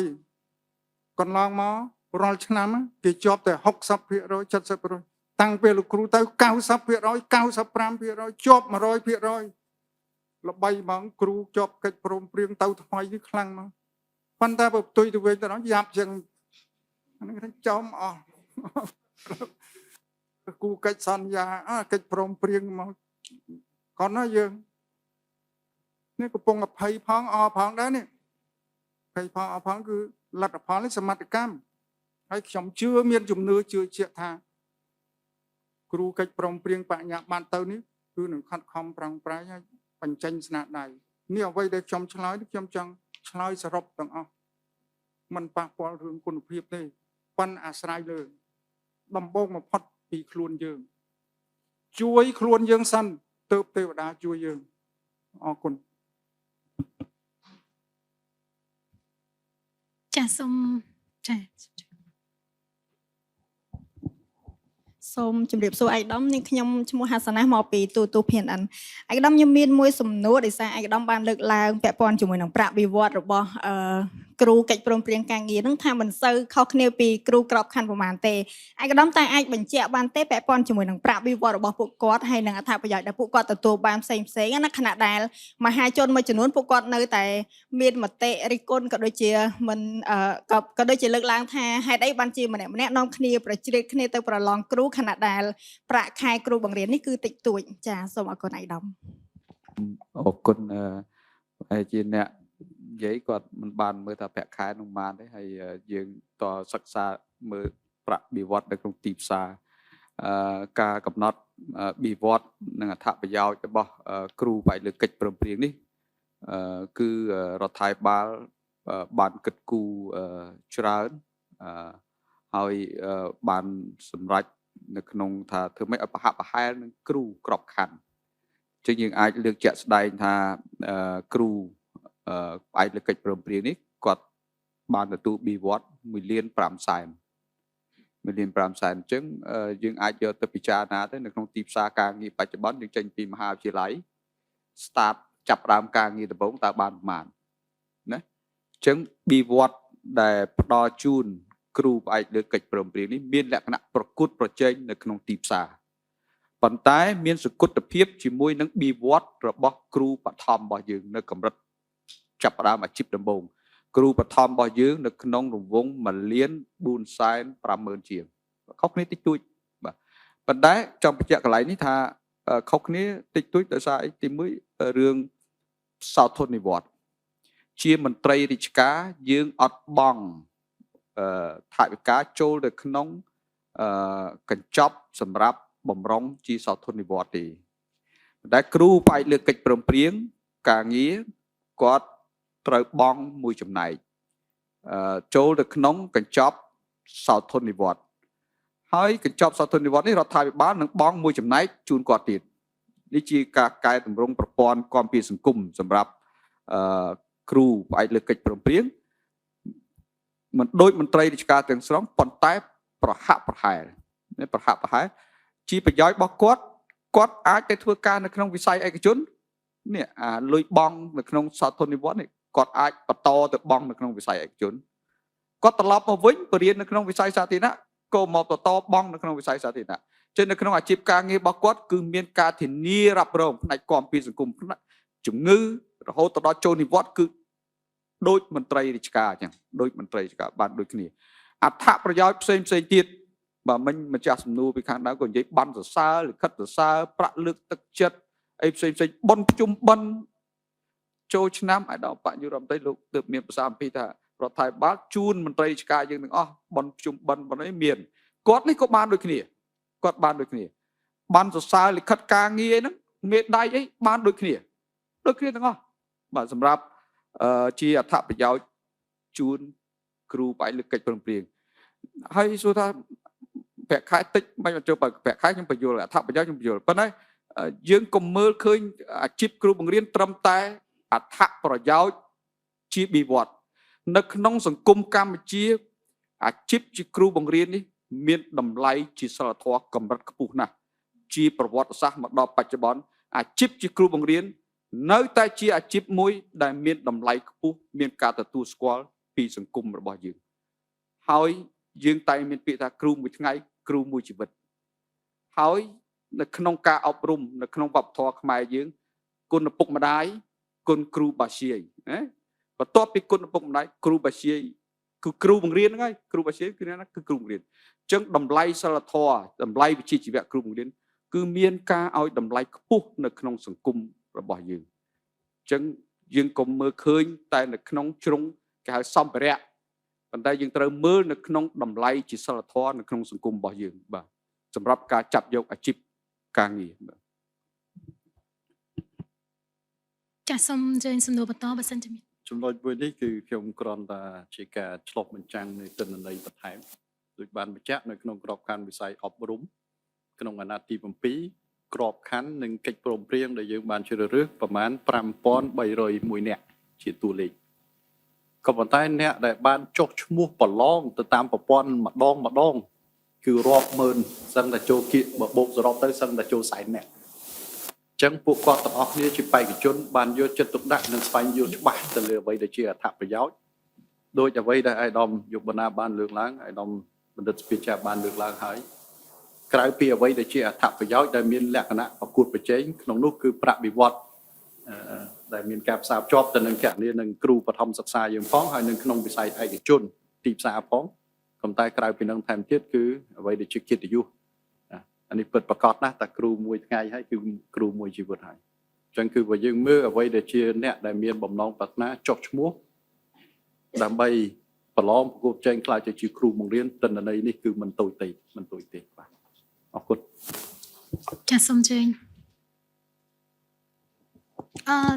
ដោយសារបានសួរម្ដងហើយសូមបកគលទិភាពទៅខាងនៅមុនហើយបើសិនជាសល់ពេលវេលានឹងបកគលជូនមកវិញ ជំរាបសួរអាដាមនាងខ្ញុំសុភាមកពីវិទ្យុវិយោខ្ញុំមានសំណួរ2សំណួរទី1ផ្ដោតទៅលើគ្រូបង្រៀនផ្អែកលើកិច្ចព្រមព្រៀងការងារនិងសំណួរទី2តាក់ទងជាមួយនឹងគ្រូកិច្ចសន្យាអញ្ចឹងសំណួរដំបូងនាងខ្ញុំចង់សួរថាបើយើងមើលទៅលើរយៈពេលនៃការចូលបម្រើការងាររបស់គ្រូកិច្ចព្រមព្រៀងការងារគឺមានរយៈពេលខ្លីដោយសារតែការបង្កើតលទ្ធផលនិងការចាប់ប៉ុស្តិ៍គឺមានរយៈពេលខ្លីហើយជាសាធារណមតិក៏លើកដែរថាតើលឿនពេកទេតើក្រសួងយល់ថាលឿនពេកទេដោយសារតែមុននឹងចូលបង្រៀនគ្រូសុទ្ធតែបានត្រៀមខ្លួនដូចជាការរៀបចំនៅផែនការបង្រៀនក៏ដូចជាអាចថាជាកិច្ចតែងការបង្រៀនជាដើមអញ្ចឹងណាចាអញ្ចឹងក្រសួងយល់ថាលឿនពេកទេហើយអាចនឹងមានការកែសម្រួលបែបណាទៅលើការប្រឡងលើកក្រោយនឹងជាសំណួរតាក់ទងមួយនឹងគ្រូកិច្ចព្រមព្រៀងការងារសំណួរទី2តាក់ទងជាមួយនឹងគ្រូកិច្ចសន្យាដូចអាដាមឧបបានលើកឡើងតាក់ទងជាមួយនឹងគ្រូកិច្ចសន្យាប្រកួតជាមួយនឹងគ្រូកិច្ចសន្យាដើម្បីបាននៅក្របខ័ណ្ឌនេះខ្ញុំចង់ដឹងថាតើអ្វីជាការធានានៅដំណាភាពនៅការទទួលបានក្របខ័ណ្ឌគ្រូកិច្ចសន្យាដោយសារតែចង់ដឹងថាតើការប្រឡងហ្នឹងប្រឡងនៅតាមទីតាំងសាលាផ្ទាល់ឬក៏ក្រសួងជាអ្នករៀបចំការប្រឡងហ្នឹងជាសំណួរមួយទៀតនោះគឺចង់ដឹងដែរថាតើគ្រូកិច្ចព្រមព្រៀងដែលគាត់បង្រៀនចាប់គ្រូកិច្ចសន្យាដែលបានបង្រៀនចាប់ពីឆ្នាំទី6តើការកំណត់តាក់ទងជាមួយនឹងក្របខ័ណ្ឌហ្នឹងកំណត់ទៅលើតំបន់ណាមួយឲ្យថាគ្រូណាដែលមានអតិភិបដូចជាតំបន់នៅដាច់ស្រយាលឬក៏យើងគិតរួមជាទូទៅចាសសូមអរគុណពួកសំណួរសូមជូនអាយដាមបណ្ឌិតស្ពាចាមុនហើយពេលរួចអាយដាមយុវនាបាទសាធម្មរងទៀតសូមគោរពអាយដាមបករដ្ឋមន្ត្រីសូមគោរពអាយដាមរដ្ឋលេខាធិការប្រចាំការអាយដាមលោកជំទាវលោកលោកស្រីសូមអរគុណចំពោះសំណួរដែលនិយាយថាបានលើកឡើងថាគ្រូកិច្ចព្រមព្រៀងនេះការរើសយកទៅបង្រៀនជាបន្ទាន់ដូច្នេះហើយវាស្តៀងនឹងសំណួរទី1ដែរប៉ុន្តែខ្ញុំគាត់សូមបំពេញបន្ថែមថាការជ្រើសរើសគ្រូកិច្ចព្រមព្រៀងនេះយើងមិនមែនរើសតែម្ដងទេជាការបញ្ជាក់របស់អាយដាមរដ្ឋលេខាធិការប្រចាំការក៏ដូចជាតំណាងឲ្យក្រសួងមុខងារដែរ បានន័យថានេះជា5ខែតា5ខែបង្ការដែលប្រគោះគ្នាដំបងថាចង់សាកមើល5ខែនេះវានិយាយរួមថាដោះវាមិនដោះឥឡូវដោះនៅសល់20ទៀត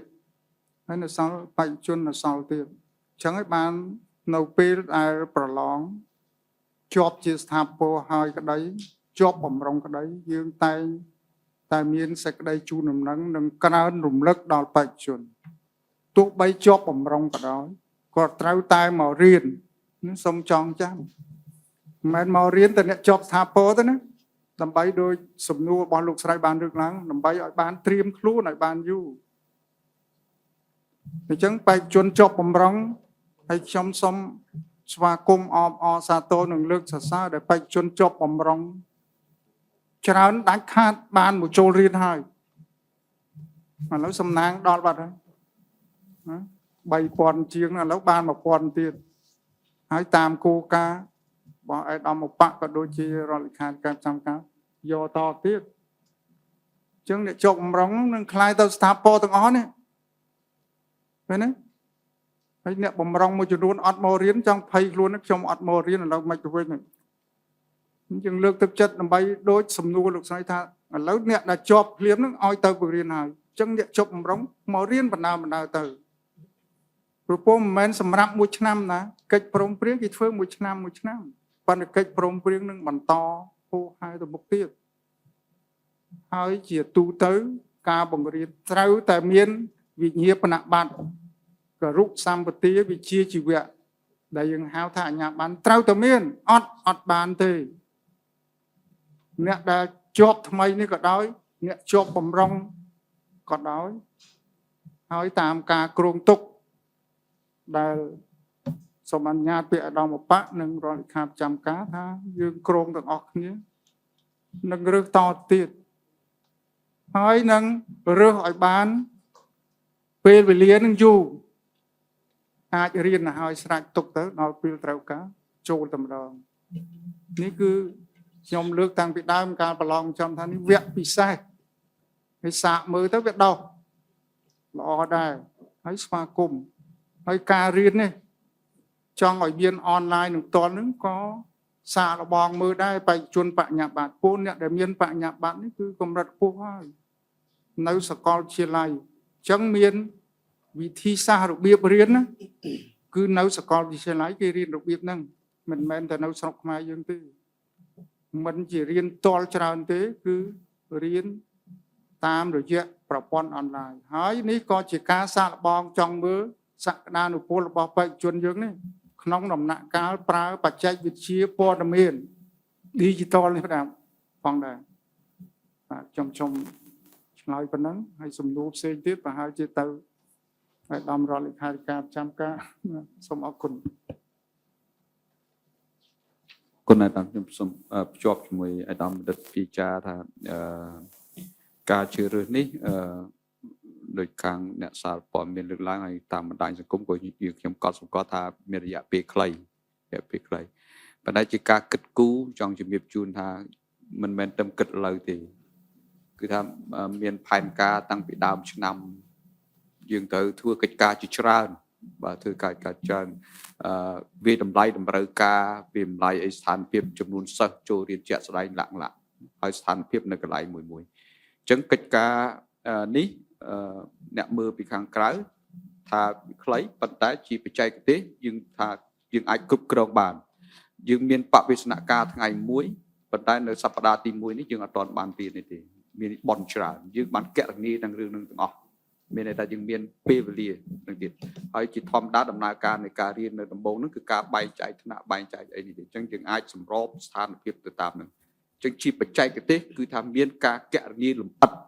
ពីពេលវេលាពីដំណាក់កាលមួយទៅដំណាក់កាលមួយរួមទាំង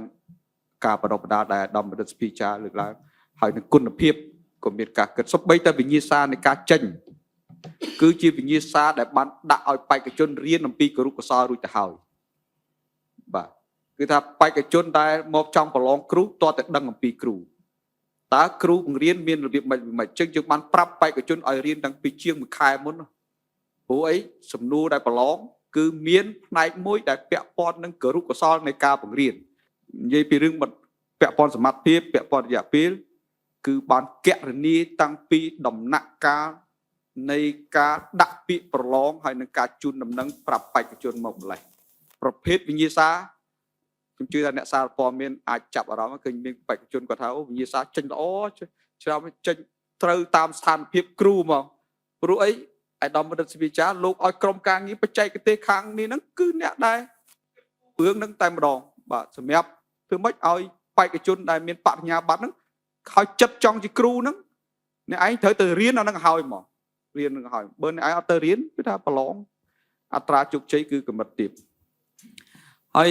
កិច្ចការមួយទៀតនៃការជ្រើសរើសគ្រូបង្រៀនផ្អែកលើកិច្ចព្រមព្រៀងគោលការណ៍ដែលធំគឺបំពេញតម្រូវការជាក់ស្ដែងដែលសម្ដេចនាយករដ្ឋមន្ត្រីលោកតៃមានប្រសាសន៍ថារើសឲ្យចំបំពេញឲ្យត្រូវរក្សាឲ្យនៅអញ្ចឹងចំនួននៃតម្រូវការនេះវាអាចប្រែប្រួលពីពេលមួយទៅពេលមួយថ្នាក់រៀនយើងអាចឃើញថាស្ថានភាពមិនថេររហូតទេចំនួនសិស្សពេលខ្លះសិស្សថ្នាក់ទី1ច្រើនទៅពេលខ្លះក្រោយមកថ្នាក់ទី6អស់ទៅវិញទៅឧទាហរណ៍សាមញ្ញឆ្នាំនាគម្នាក់យកកូនឆ្នាំនាគអញ្ចឹងសាលាត្រូវការគ្រូច្រើនខ្វះគ្រូដល់ពេលបន្ទាប់មកគេថាជ្រូកមាសល្អទៀតស្រាប់កូនក្មេងនៅឆ្នាំជ្រូកមាសនោះច្រើនអញ្ចឹងឆ្នាំទី1ហ្នឹងកូនក្មេងដែលចូលរៀនហ្នឹងគឺច្រើនគឺគ្រូខ្វះនេះគ្រូបង្រៀនផ្អែកលើកិច្ចព្រមព្រៀងគឺឆ្លើយតបទៅនឹងតម្រូវការជាក់ស្ដែងគ្រូយើងមានមិត្តភាពឈឺក៏ត្រូវការគ្រូបំពេញបន្ថែមអញ្ចឹងការដែលរដ្ឋាភិបាលដាក់ចេញនៅគ្រូបង្រៀនផ្អែកលើកិច្ចព្រមព្រៀងនេះហើយដែលក្រសួងអប់រំកំណត់គុណវុឌ្ឍដប់ដែរហ្នឹងគឺដើម្បីឲ្យយើងអាចមានធនធានមនុស្សឆ្លើយតបទៅនឹងតម្រូវការជាក់ស្ដែងនៃការបង្រៀននៅតាមគ្រឹះស្ថានសិក្សារបស់យើងចំណុចមួយទៀតគឺសំណួរពីមុនដែរថាគ្រូបង្រៀនផ្អែកលើកិច្ចព្រមព្រៀងអាចក្លាយជាគ្រូក្របខ័ណ្ឌទេបាទបើសិនជារដ្ឋាភិបាលកំណត់មានការប្រឡងក្របខ័ណ្ឌគាត់ទៅប្រឡងជាប់គាត់ទៅបាទប៉ុន្តែឲ្យទៅជាស្វ័យប្រវត្តិបច្ចុប្បន្ននេះលិខិតបទដ្ឋានអត់មានកំណត់ថាស្វ័យប្រវត្តិទេការក្លាយទៅជាក្របខ័ណ្ឌជាមន្ត្រីក្របខ័ណ្ឌត្រូវឆ្លងកាត់ការប្រឡងទាំងអស់ការប្រឡងនេះគឺរដ្ឋាភិបាលនឹងកំណត់ថាតើការប្រឡងនោះត្រូវយកចំនួនម៉េចអីម៉េចនៅកន្លែងណាលក្ខណៈមានតម្រូវការជាក់ស្ដែងទៅតាមស្ថានភាពការងារគឺត្រូវឆ្លងកាត់ការប្រឡងប្រជែងភ្ជាប់នឹងរឿងចំណុចនេះដូចគ្នាគឺជាប់កិច្ចសន្យាឯកឧបនាយករដ្ឋមន្ត្រីទើបលោកទើបជម្រាបជូនពីខាងដើមថាអាចបានក្របខ័ណ្ឌប៉ុន្តែឆ្លងកាត់ការប្រឡងដូចគ្នាប៉ុន្តែម្ចាស់សំណួរសួរថាប្រឡងនោះមានតម្លាភាពអត់ប្រឡងគឺថាប្រើយន្តការទូទៅរបស់រដ្ឋាភិបាលគណៈកម្មការរួមការប្រឡងទាំងប្រឡងប្រជែងទាំងអស់ត្រូវឆ្លងកាត់គណៈកម្មការប្រឡងប្រជែងដែលដឹកនាំដោយក្រសួងមុខងារសាធារណៈនេះគឺជាការសម្រេចរបស់រដ្ឋាភិបាលត្រូវប្រើ SOP និយមនីតិវិធីប្រតិបត្តិដែលរដ្ឋាភិបាលបានដាក់ចេញអញ្ចឹងពីដើមដល់ចប់ប្រកាសលទ្ធផលឲ្យទុកឲ្យមើលទៀតអស់តម្លាភាពប៉ុណ្្នឹងហើយព្រោះឲ្យបេក្ខជនមកមើលទៀតបើមើលទៅថាអស់មិនអស់ចិត្តយ៉ាងណាមកមើលប្រឡងលើកនេះគ្រូផ្អែកលើកិច្ចព្រមព្រៀងក៏ឲ្យមើលដែរបាទមកមើលកូពីខ្លួនឯងថាគីឡូថាអ្នកកាយច្រឡំឬមានកំហុសបច្ចេកទេសបើកមួយសប្តាហ៍ទៀតហើយសំបីតែចាប់ប៉ុស្តិ៍នេះក៏ឲ្យផ្ដល់មតិយោបល់ឲ្យមើលទៀតចឹងនិយាយពីតម្លាភាពគឺថាគឺយើងធានាចំពោះបេក្ខជនសម្រាប់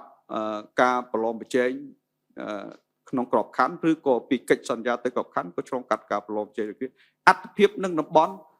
ដល់បកបានជម្រាបជូនថាមានកំណត់1/3មានកំណត់ 50% តាមដំណាក់កាលមួយនោះគឺជាកិច្ចការបច្ចេកទេសដែលត្រូវពិនិត្យបន្ថែមទៀតហើយនឹងលើកជារបាយការណ៍គោរពជូនគណៈកម្មការដើម្បីពិនិត្យសម្រេចទៅតាមដំណាក់កាលមួយចាសូមការអនុញ្ញាតពីគណៈអធិបតីក្នុងការទទួលសំណួរតែមួយចុងក្រោយមុននឹងបកគោវេទិកាចាមួយអ្នកចុងក្រោយ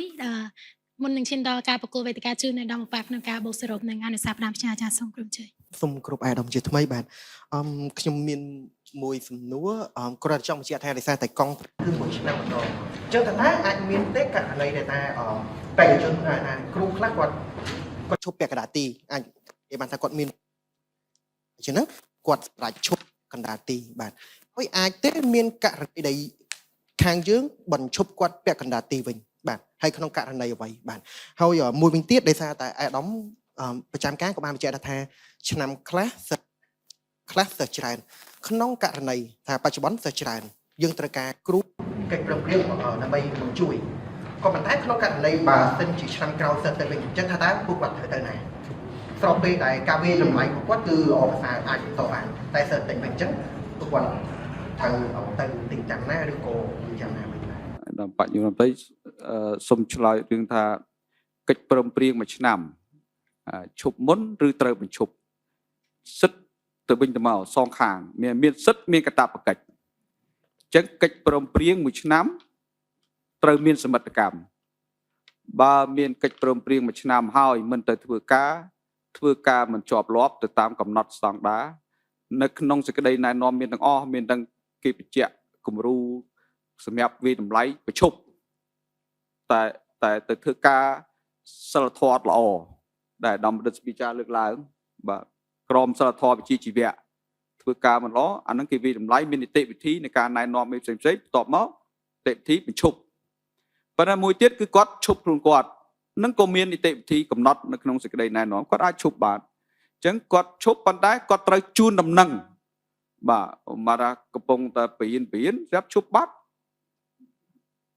នៅក្នុងសេចក្តីណែនាំហើយនៅក្នុងនេះលិខិតបទដ្ឋានកំណត់ហើយគឺថាបើសិនជាអត់មានការជូនដំណឹងជាមុនធ្វើឲ្យប៉ះពាល់ដំណើរការសេវាសាធារណៈគាត់ត្រូវប្រឈមនឹងទណ្ឌកម្មតាមផ្លូវច្បាប់ណាអញ្ចឹងជាការពារផលប្រយោជន៍ទៅវិញទៅមកមិនមែនតែផលប្រយោជន៍របស់គ្រូផ្អែកលើកិច្ចព្រមព្រៀងមិនមែនតែផលប្រយោជន៍របស់គ្រឹះស្ថានអ្នកគ្រប់គ្រងទេប៉ុន្តែផលប្រយោជន៍ធំមួយនោះគឺសិស្សានុសិស្សរបស់យើងដែលត្រូវការគ្រូត្រូវការអ្នកបង្រៀនជាបន្តអញ្ចឹងគាត់ត្រូវគោរពឲ្យមានចែងនៅក្នុងលិខិតបទដ្ឋានពិសិដ្ឋកាតព្វកិច្ចនេះក្នុងតម្រូវឆ្នាំវាតម្លៃល្អបើកន្លែងហ្នឹងអត់មានតម្រូវការអញ្ចឹងជាធម្មតាគុណវុឌ្ឍិជាគ្រូបង្រៀននេះមានន័យថាគាត់អាចមានគុណសម្បត្តិបង្រៀនដូចបានជំរាបជូនពីខាងដើមគាត់អាចបង្រៀនវិស័យសាធារណៈគាត់អាចទៅបង្រៀនឯកជនណាឬគាត់អាចធ្វើការផ្សេងបានអញ្ចឹងការដែលគាត់ចូលរៀនហើយមកបង្រៀននៅវិស័យសាធារណៈនេះបានបង្កើនជាចំណេះដឹងនិងបទពិសោធន៍បន្ថែមគុណសម្បត្តិរបស់គាត់ធ្វើឲ្យគាត់មានឱកាសការងារផ្សេងបានអានឹងទីមួយប៉ុន្តែមួយទៀតបើសិនជាសាលានឹងអត់មានតម្រូវការប៉ុន្តែសាលាផ្សេងមានតម្រូវការអានឹងគាត់នឹងមានអត្ថប្រយោជន៍ទៅបាទសម្រាប់ការគិតគូរនៅឆ្នាំសិក្សាបន្ទាប់នៅឆ្នាំប៉ុន្តែយើងត្រូវទូស្គាល់ទាំងអស់គ្នាថាយើងមិនអាចរក្សាទុកបុគ្គលិកបោកប្រាក់ខែដោយអត់មានការងារបានទេបាទអញ្ចឹងបន្ទុកបៀវត្តនឹងកើមកគាត់នៅសាលាហ្នឹងសាលាហ្នឹងអត់មានតម្រូវការផងតែខ្ញុំអត់ទៅណាទេខ្ញុំត្រូវទៅនៅសាលាហ្នឹងសាលាមួយទៀតគេមានតម្រូវការក៏អត់ទៅអាហ្នឹងវាជួបស្ថានភាពកន្លែងដែលខ្វះអត់គ្រូប៉ុន្តែកន្លែងដែលលើមានគ្រូហើយយើងត្រូវបង់លុយយើងមិនអាចរក្សាស្ថានភាពយ៉ាងដូចនេះទេនេះជាការដែលយើងត្រូវយល់ទាំងអស់គ្នាបាទគឺថាការជ្រើសរើសនេះដើម្បីបំពេញតម្រូវការជាក់ស្ដែងប៉ុន្តែជាខ្ញុំចង់បញ្ជាក់អាដាមឧបនាយករដ្ឋមន្ត្រីបានមានប្រសាសន៍លើកឈ្មោះរបស់អាដាមបណ្ឌិតខ្ញុំចាំឈ្មោះគាត់នេះគាត់បានបញ្ជាក់ទីផ្សារគ្រូបង្រៀននេះធំណាស់ធំបាទសង្គមបារម្ភថាខ្វះកន្លែងព្រោះអីចំនួនសិស្សកើនចំនួនអីប្រទេសយើងស្ថិតនៅក្នុងគេហៅថាដំណាក់កាលមួយដែលប្រជាជនវ័យក្មេងមានចំនួនច្រើនកើនឡើងយើងមានភាគលាភប្រជាសាស្ត្រប្រជាជនវ័យក្មេងចឹងអញ្ចឹងទីផ្សារបើនិយាយពីទីផ្សារការងារជាគ្រូបង្រៀនគឺធំជាងវិជ្ជាជីវៈផ្សេងទៀតណានៅក្នុងវិស័យសាធារណៈអញ្ចឹងកុំបារម្ភរឿងទីផ្សារការងារជាគ្រូបង្រៀនបាទ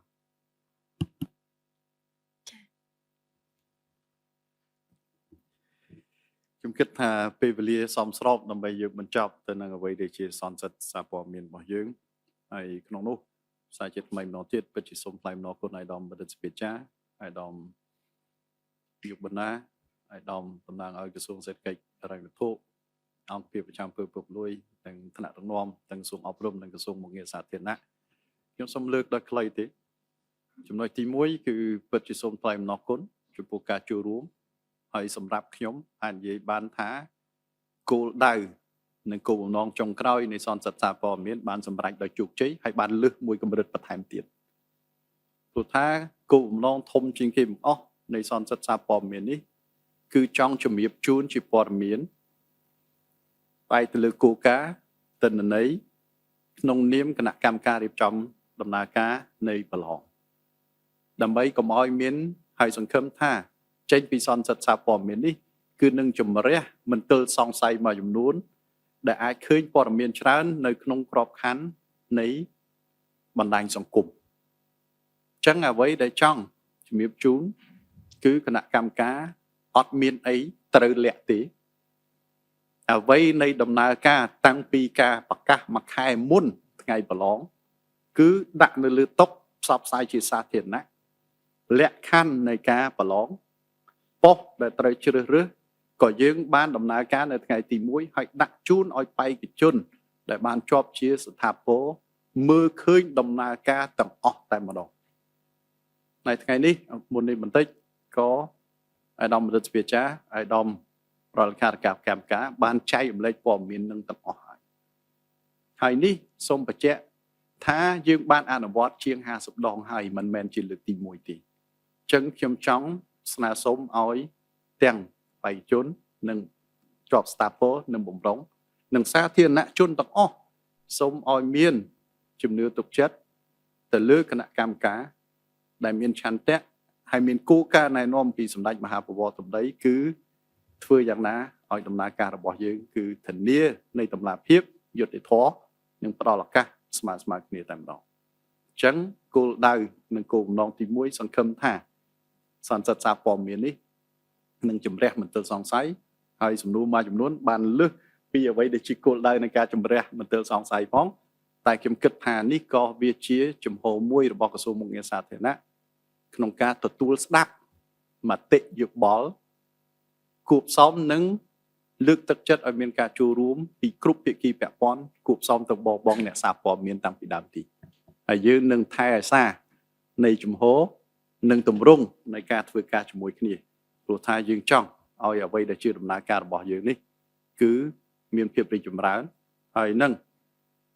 មានភាពគ្រប់ជ្រុងជ្រោយដោយទាំងអស់គ្នានិយាយឲ្យសម្ាញ់ទៅគឺថាជឿទុកចិត្តបានបាទព្រោះថាយើងខ្ញុំរៀបចំនីតិប្រតិបត្តិឯកសារគតិយុត្តដំណើរការនៃការប្រឡងតែអត់ដាក់បន្ទុកខ្លួនឯងទេគឺយើងពិគ្រោះយោបល់ជាមួយគ្នាអញ្ចឹងគោលដៅទី1គឺជំរះទៅលើមន្ទិលសង្ស័យហើយបើសិនជាមានសំណួរណាអីបន្ថែមអាចតាក់ទងមកគណៈកម្មការដើម្បីយើងអាចផ្ដល់ជាព័ត៌មានបន្ថែមមិនថាក្នុងករណីលើកនេះឬនៅពេលក្រោយៗទេគឺសូមបញ្ជាក់ទៅលើជំហរនេះចំណុចទី2ក៏សូមសារជាថ្មីបន្ទាបថាវិស័យអប់រំគឺជាវិស័យដែលទទួលនៃការយកចិត្តទុកដាក់និងអតិភិបគ្រប់កលៈទេសៈរបស់រាជរដ្ឋាភិបាលយើងបានឃើញនៅក្នុងដំណាក់កាល COVID-19 ហើយទោះបីមានចំណុចសម្ពាធមកលើកញ្ចប់ថវិកាយ៉ាងណាក៏ដោយក៏វិស័យអប់រំតែងតែជាវិស័យអតិភិបមួយរបស់រាជរដ្ឋាភិបាលតាំងពីសម្ដេចអគ្គមហាសេនាបតីតេជោហ៊ុនសែនមកសម្ដេចមហាបវរធិបតីនាយករដ្ឋមន្ត្រី